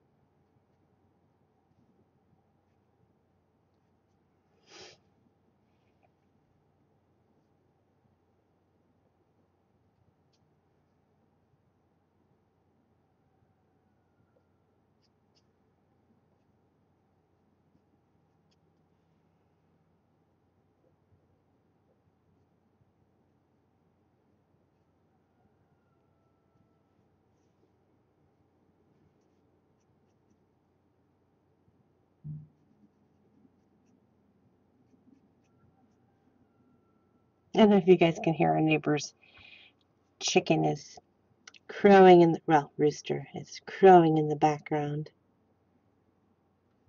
Alright, I'm done with this marker. He's going to bloosh all over me. I don't want it. It's very dangerous. I'm going to soften some of these colors up a little bit.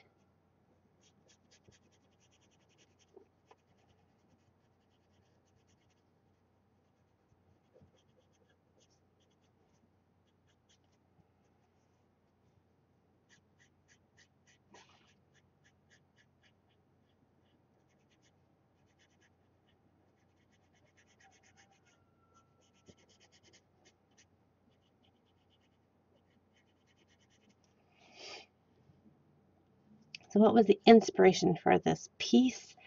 I'm going to do another clockwork piece to kind of go along with my clockwork fox and clockwork owls. And someone had mentioned liking crows and wishing I had a crow piece. And I thought, oh, I'd like to draw a crow piece. So that was the inspiration.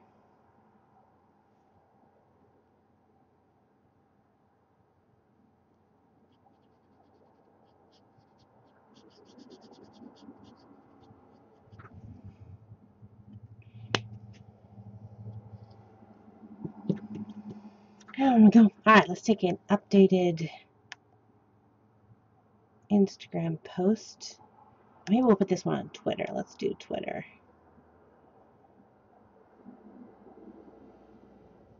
Camera. Like this Boom. Everyone gets in the picture. Smile, everybody. You're on the camera. There we go. There we go. There's the picture I took. Hope no one was blinking. Still streaming.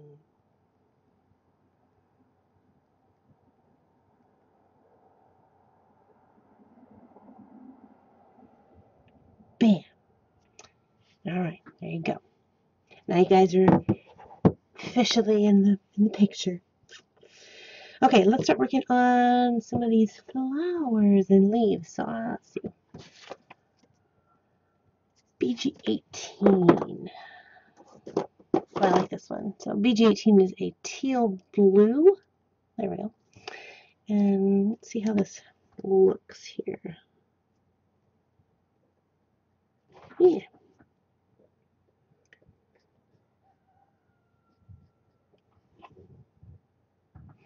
So would it ever come down to the Salt Lake Comic-Con? I would love to. I'm slowly expanding my borders. So last year I did the Eugene City Comic-Con, which is a pretty tiny Comic-Con convention. And then this year I did Rose City, and I'll also do Eugene Comic-Con again.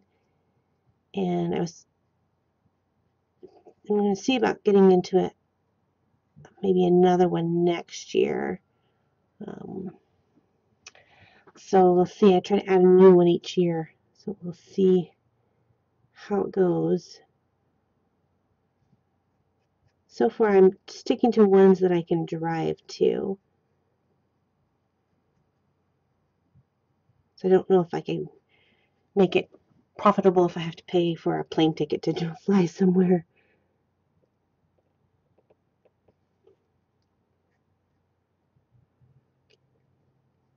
Like this year I'm going to go just to visit. I'm not going to be in the RSLA, but I'm hoping to go to the Emerald City Comic Con in, I think it's March, just to kind of check it out. And never been to that one before, so I think that'll be fun.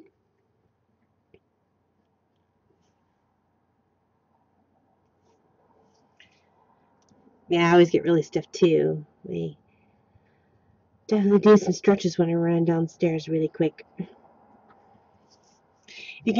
I find when I start doing art that I tense up my shoulders and tense up my arms, so if you can just kind of remember to kind of relax and all that, it makes it a little bit easier.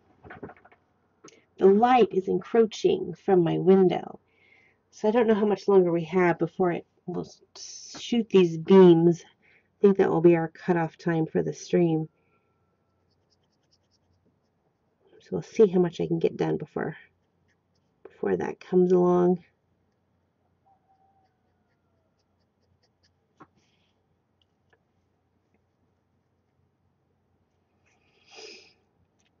So if you find you have like sore wrists, it also can be from just really intensely holding your pencil. Like when I was doing this part here, my wrist really got hurt. So just doing some wrist rolls can help. And then just taking a little break just to kind of breathe.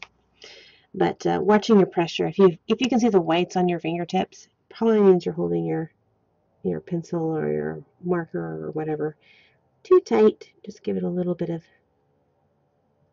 little slack up.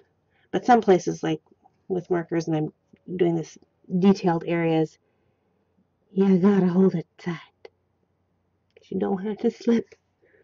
Can't fumble.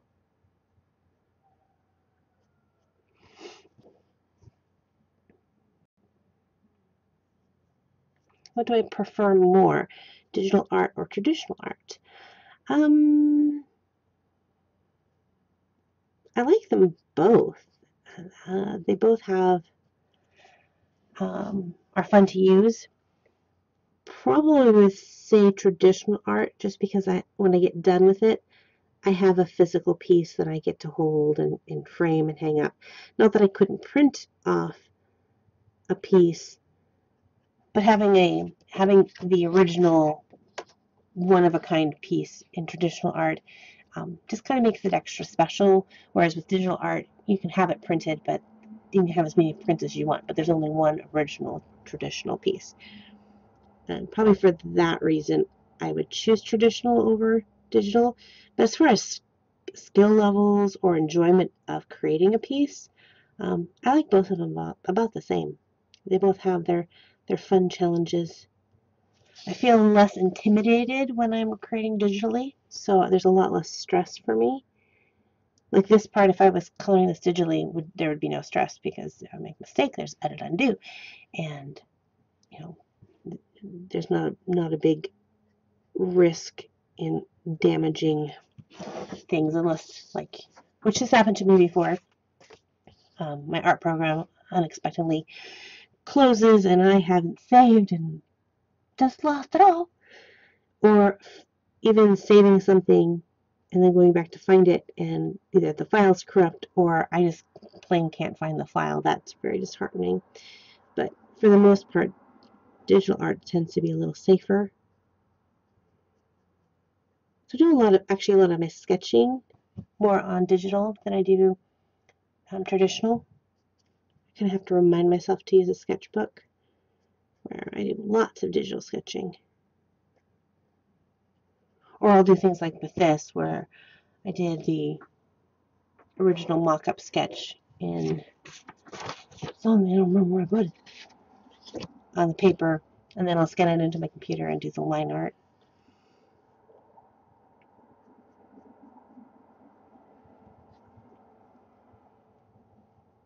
I care your back, Nikki. I care.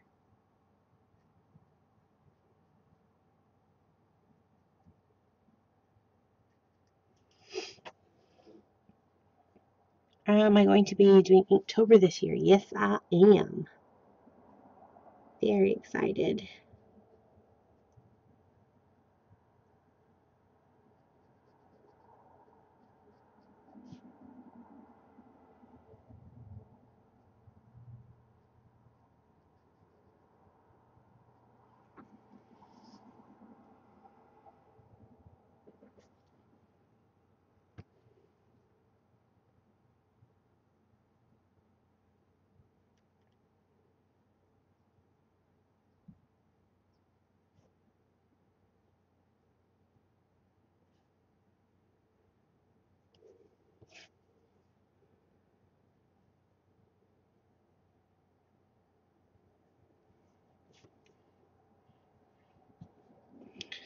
Have a good dinner, Monica.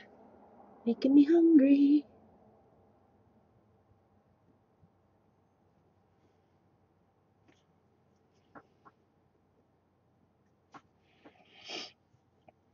So what am I going to draw in Inktober? I decided not to follow like an actual prompt like I did last year.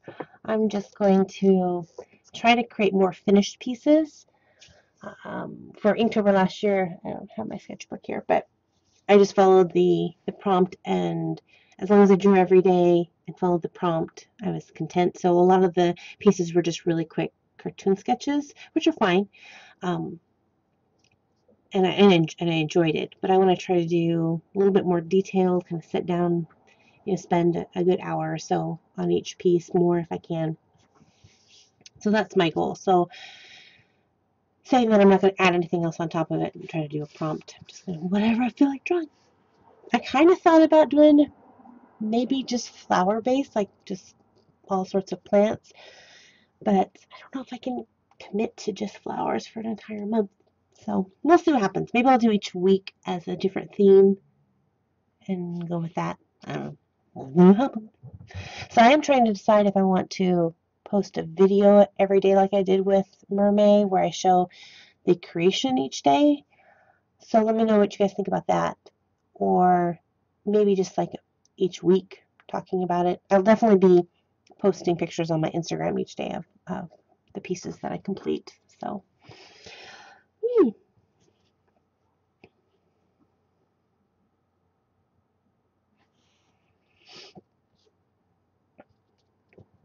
all right. So now let's go with the flowers. So I'm going to use a B32 pale blue for the actual flowers. So these are morning glories. And as the morning glory gets towards the center, it lightens.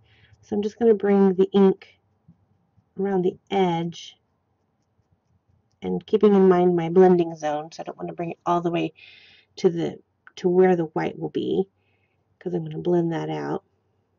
But I'll bring it in a little bit and then go back in with a really light pale blue and blend it. So what are some of your favorite flowers? I have quite a few different favorites. I was originally going to do this as like creeping ivy, but I thought with morning glories it would add a little extra pop of color while still having kind of that viney look.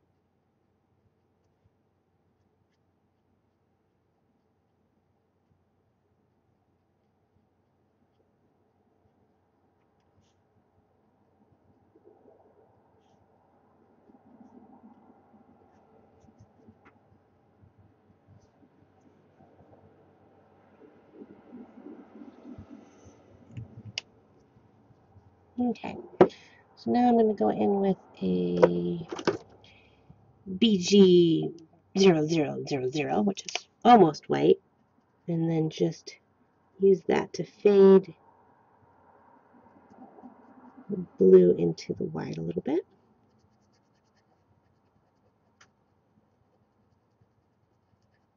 And I'll just soften just a little bit.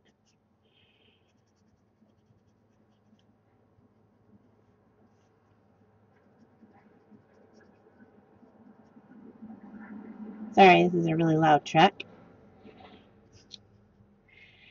Cranking around.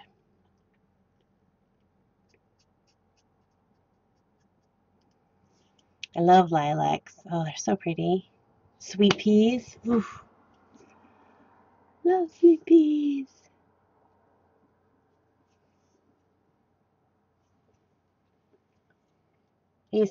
I grew up in Spokane, and it's called the Lilac City. And so every spring the lilacs will bloom, and it just, oh, it smells so amazing. Okay, I'm going to go in with a really, really light yellow, so I have a triple, Y000, and I'm just going to dot in the very center of those, just to give it a little bit of a golden hue.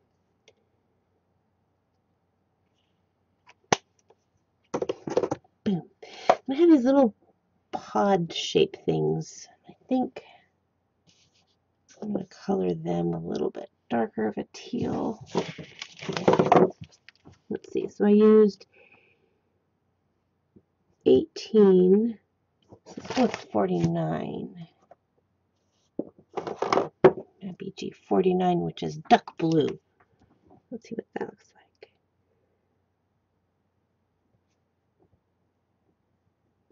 I want them to be just a little bit different than the actual stems. So these little pods are the baby morning glories. So I think they would just be a little bit richer in color.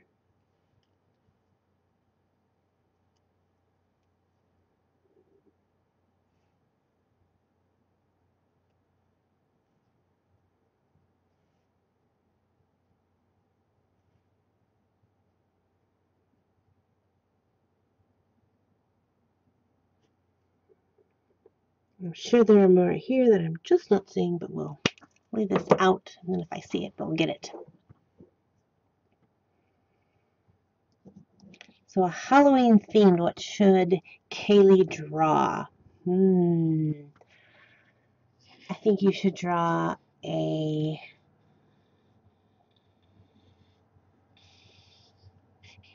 ghost.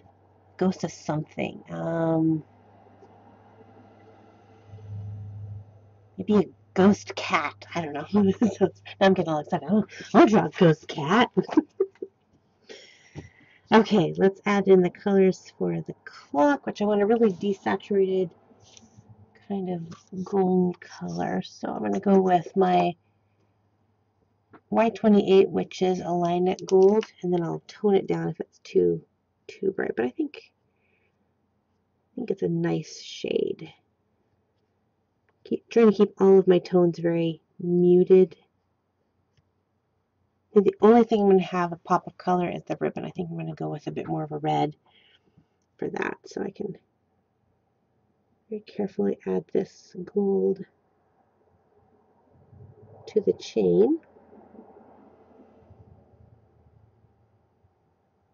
Which is nice because in the line art, you can't really see because it's not super close, but in the line art, I actually added some cross hatching to different areas to try to add a effect of shadow, which works nice because I won't have to go back in so much with the markers to add in the shadows and things.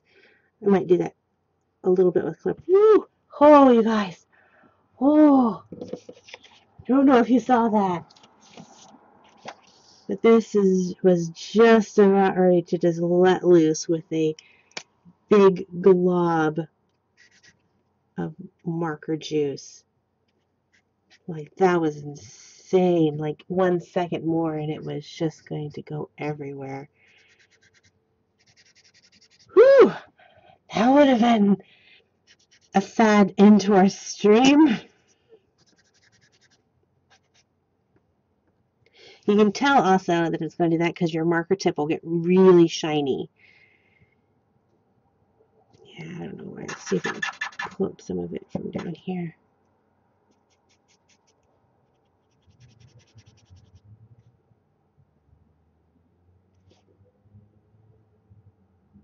Whew. Alright. Now I'm scared.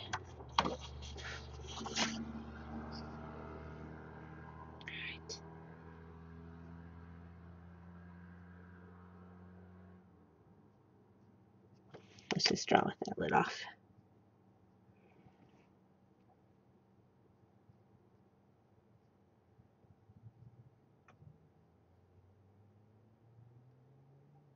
Yep, this pen is not being nice.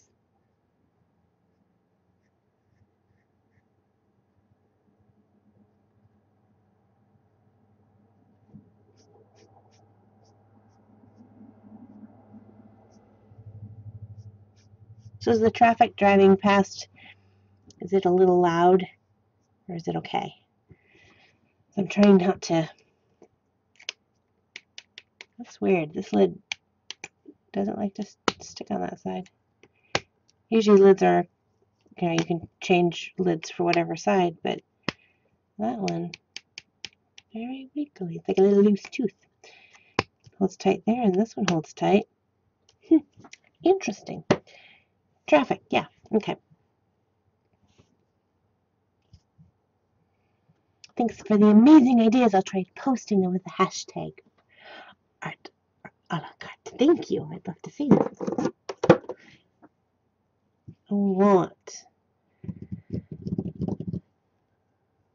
So I'm still on the fence about, I have a pretty, it doesn't show up too bright, but it's really bright in this one for these mushrooms. I think I want to go with a little less saturation, a little duller. I want that pop of color to be that ribbon. And with this, the mushroom, it just really draws attention here and here and here, just pulls it down too much. So I was going to use V15, but I think I'm going to use V25 and then maybe layer in a pink over top of it just to kind of bring a little bit more, like maybe this one and this one together. So let's test it out. Put this over here for a second. We'll grab our little blotting page. So which one did I say? I said V25 and R34. Our V34, that's important. Okay, so if we do that there, which is nice, I like that shade. A little bit of that, yeah, that might be better. Just makes it a little bit of a pink to it without being super saturated. saturated. So let's try that. It's always best to test things on a test sheet than to test them on the real thing and go, yeah, no, I didn't really like that much. So I think I'm going to lay in the pink first, which is going to be way too bright.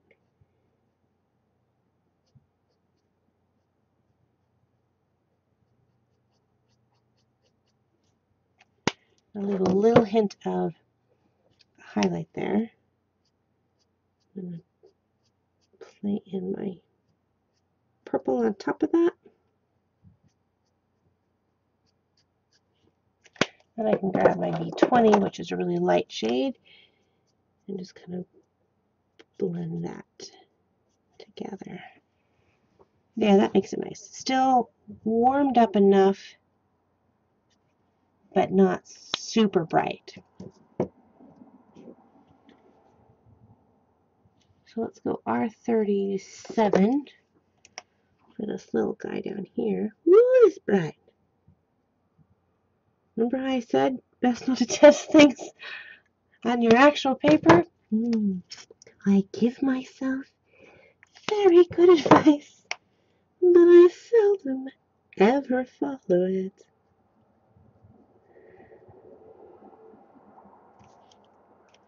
There we go.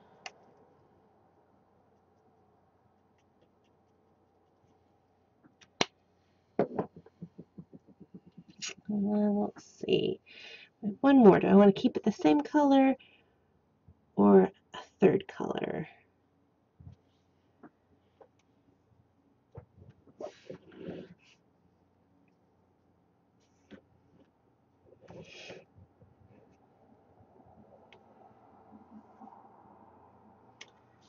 Let's go with this light one again.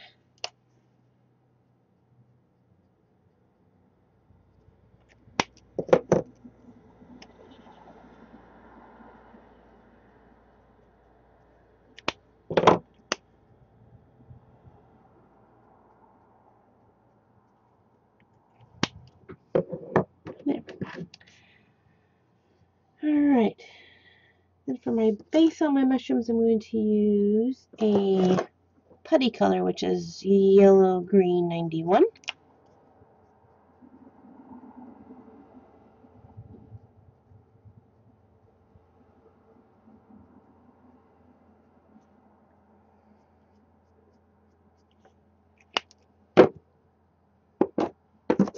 And then for the kind of the gill part under the mushrooms, I'm going to use an E71.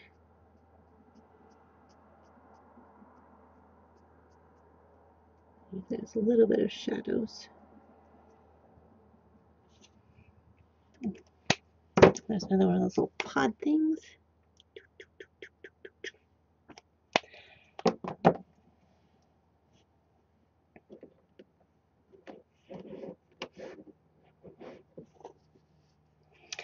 Hey Jax, welcome to the stream. Sorry it wasn't working for you. We still have a little bit to go, so it's not almost over.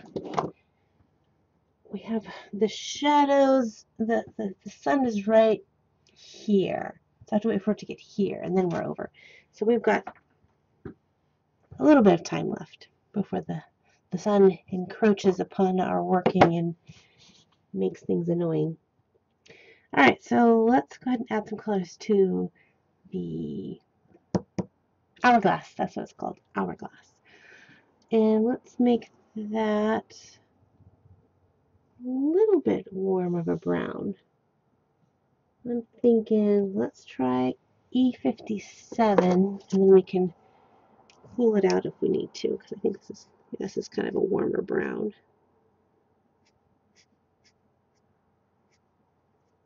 That's another fun thing about working with these markers is by layering some different colors together, you can change the saturation to be more vibrant or more desaturated.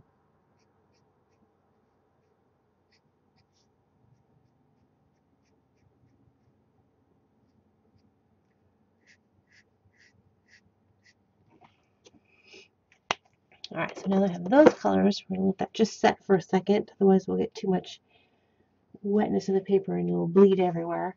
And then we'll go over top of it with we'll try a little pale grape to see how that works. It's not desaturating it enough. So, we'll pull in my BB20. Yeah, that works. So that I can just tap in a little bit of color, and it'll just keep hints of having that warmth to it, but it'll kind of make it look old. Because this is kind of the Crow's collection. So he's gone through and just collected different pretty things and shiny things. So we have an hourglass, a bunch of keys, pocket watches, an old picture frame, and now adding this pocket watch to it.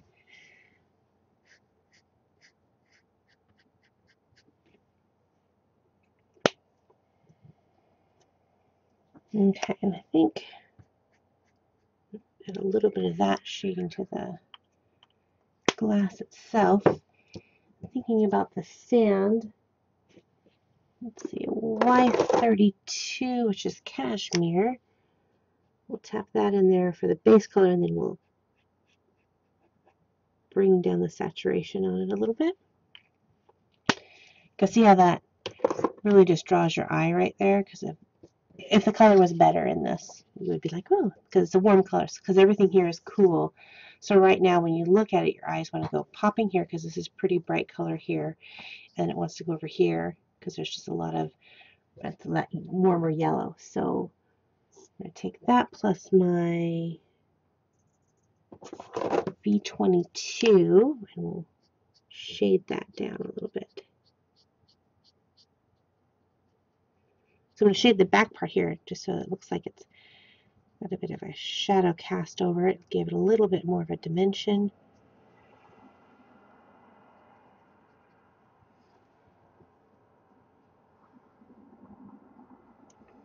Awesome artist mom follows me on Instagram. Well, tell her I said hi. Kaylee, it's almost midnight. You should go to sleep. I will be posting this stream on my channel. So if you guys did miss the beginning, or if you have to go and miss the end of it, you guys can watch the full thing on my YouTube channel. So, well, it's definitely not the same, I know. Being able to chat in the comments section when it's live is always fun. Okay, so now we have the picture frame itself. I'm going to give it a really dark frame, kind of a mahogany. So I'm going to start off with an E18, which is a little bit warmer than what I would normally want to go for. And getting goobers. 1 second.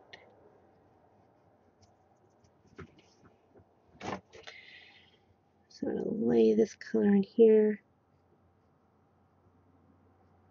But it's so funny because I put not a ton of detail in the line art for the frame itself, but there's some scalloped decorations around it. But you won't be able to see any of it.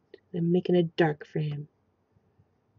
But that's the fun part about having the line art to be printable, is because you could totally change the color scheme with this and do different things. So this doesn't have to be the moon. This could be the sun. So you could totally change this to a more spring day with lots of warm colors, which would be a fun challenge. And for those of you who maybe don't know, I have the line art for this available on my Etsy shop. So you can jump over there and get yourself a copy of the line art and create along with me.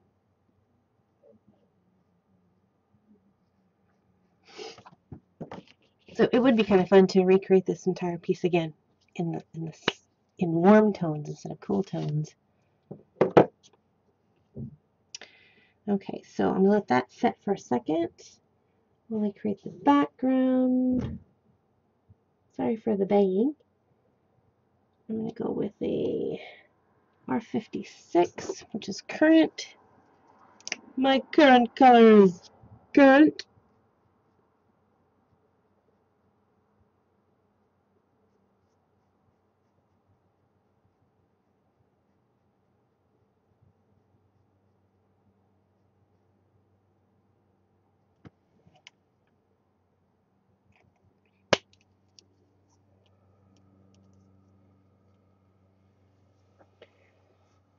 Ugh, my shoulders.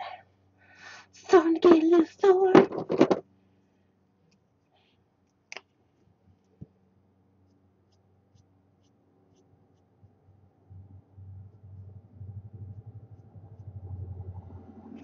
It's a little bit saturated. Do something a little less. Let's do BB25. There's just too much color in this. So as an artist, when you draw your pictures up, you want to think about what people are going to look for, the flow. So when I was actually creating the sketch, you know, there's this flow that goes like this, which takes you in this journey. So there's not a lot of stuff going up in this corner. There's a little, it's kind of barren here. I mean, there's some stuff here, but not as much detail because I wanted the flow to be gathered here and then come down along here. So for line art, you want to think about that on how do you want your viewers to look at this? And then as color, it's going to help draw attention. And so you want to really play. So I want this to be the first thing that people look at is here and then come down. So right now, because this is so dark, when you look at this, that's the first thing your eye is going to go to is boom, this. So what I need to do is either lighten this up, bring out the desaturation of it, or balance it off by creating some more darkness in this. And I'm going to be doing that. I'm going to be adding a lot more dark into the raven itself. I'm going to be darkening down here, so this won't be the darkest part. Again, sorry for the trucks driving past, but that's the way it goes. So all these different things you have to think about as you're creating a piece. It's kind of the fun adventure of it.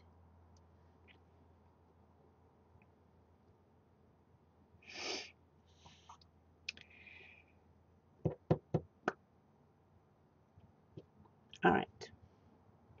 Got caught up in reading the comments. So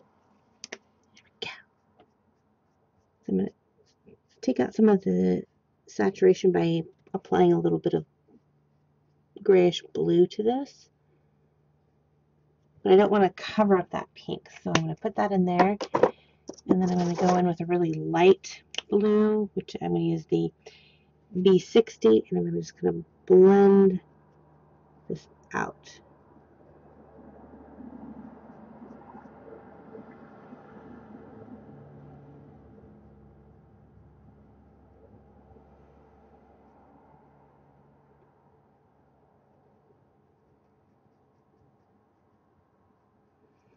Now at this point, there's a lot of ink right in here. If I was to go in and start coloring the person's face in the picture frame, that color would want to bleed out into here. So I'm going to let that dry completely before I start adding any more work to that. And the great thing about alcohol markers is that they dry so quickly. So probably by the time I finish talking about it, I could go back in. But in the meantime, I'm going to go and start putting the base colors for the... Oh, I remember you. This is the sneaky one that wants to just goo everywhere.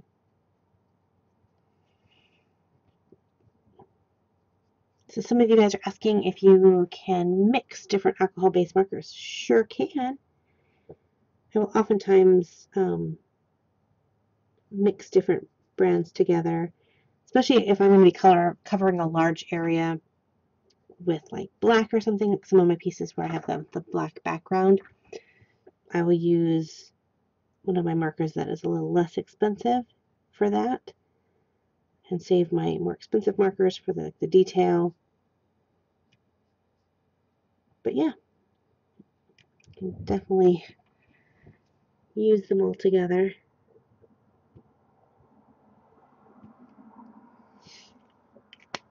I love mixing medias of all kinds, not just markers. You know, so if anyone says, can you use this and this together?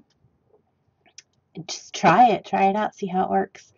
I love mixing colored pencils, watercolors, markers, acrylics, gel pens, pencil work, Indian ink. The only thing I haven't really played around with is oils, just because I've never gotten into oil painting. But yeah, just have fun with it. There's no hard and fast rules. Try it out. I wouldn't try it out on like a mat, you know, like if you're doing a specific piece, you know, if you're not sure if these two things are going to work together, grab a scratch piece of paper and just test it out, see how it goes. And you know, that's how you find fun new art styles, is by just creating and seeing what happens. As they say in the Magic School Bus, get messy, make mistakes. Okay, so the sunlight is now right here. You can't see me. So it's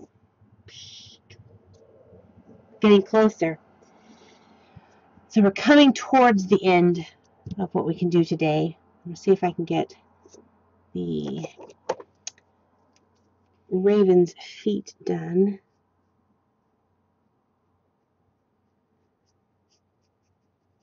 My goal is to try to have the base color for this piece completely in.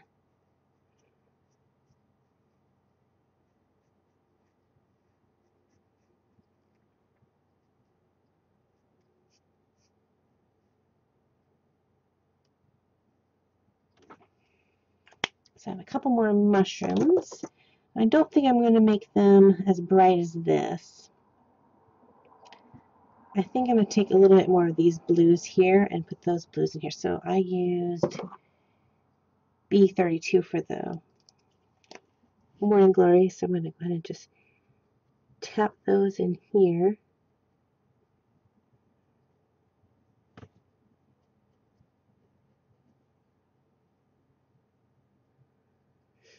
Just because these guys are a little bit different type of mushroom.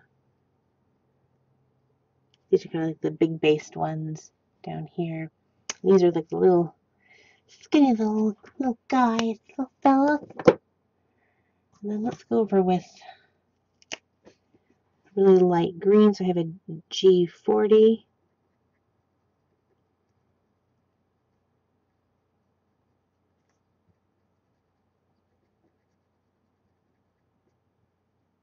Yeah, those are pretty.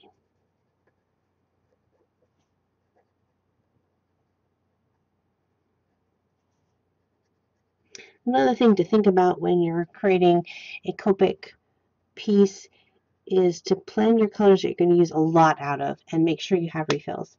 So on my Copic chart, I have my refills marked by little black dots, and that lets me know I have a refill, so if I run out, then I'm good to go. I can refill it. There's some that I know I'm running low on, like Y32 is running short of. I don't have a refill for that. So it would not be wise for me to want to make this a yellow sky using my Y32, because my marker is not going to last that long. There's nothing worse than starting a picture and realizing your marker dies just a little ways into it, and now you have to wait until you can get refills, which can sometimes take a while to get a refill. Okay, we got those filled in. Let's fill in his beak a little bit. I'm not going to go as dark as I want to with it yet, but I'm going to put in a base tone of a warm 7.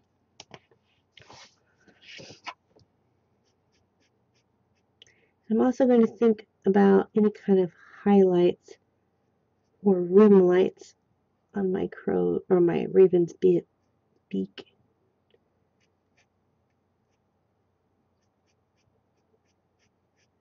And again, all the little details I drew in there. You can't see them, but they're there. I'm going with a little bit of a darker shade. I have a 9 warm gray. Just to kind of push that in just a little bit. And then I'm going to go with my lightest tone, which is a warm gray 3, and just blend out my rim light a little bit on this part. Don't want it to be too harsh.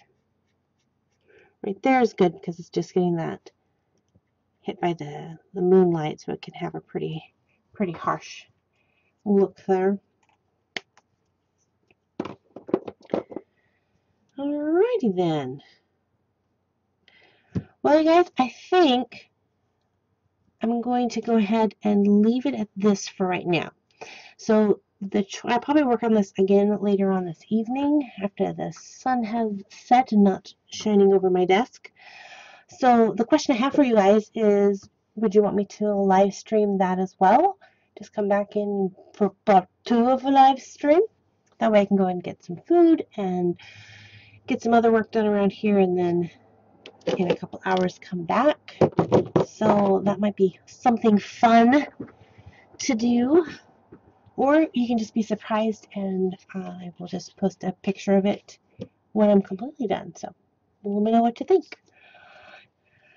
Yeah. Have I ever had someone steal my artwork and post their name under it?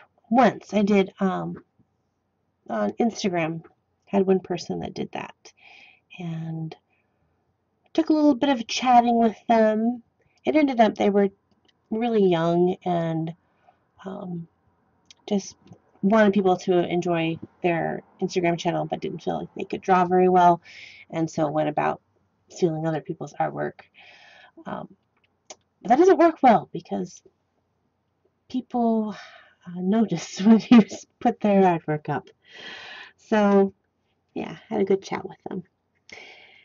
Anyway, okay. Well, I think what I'll do is I will try to live stream this again this evening and do part 2. So if you'd like to join me then, that would be very fun. I'm going to let this sit. I'm going to go get some food. I'm going to let the sun do its sunny thing, and then we will come back at that. So if you're not yet subscribed to my channel, make sure to hit the subscribe button and that little bell icon. That way you should get a notification if and when I start the next stream this evening. And hopefully my sister will be able to join us. It won't be too late, hopefully, for her. So anyway, thank you guys for hanging out with me on this stream. It was super fun. I enjoyed it. And as always, keep drawing. Post your pictures. Make sure to tag me in your Instagram photos, and I can take a peek at those. So I will hopefully see you guys all later on this evening for part 2 of the live stream. Bye!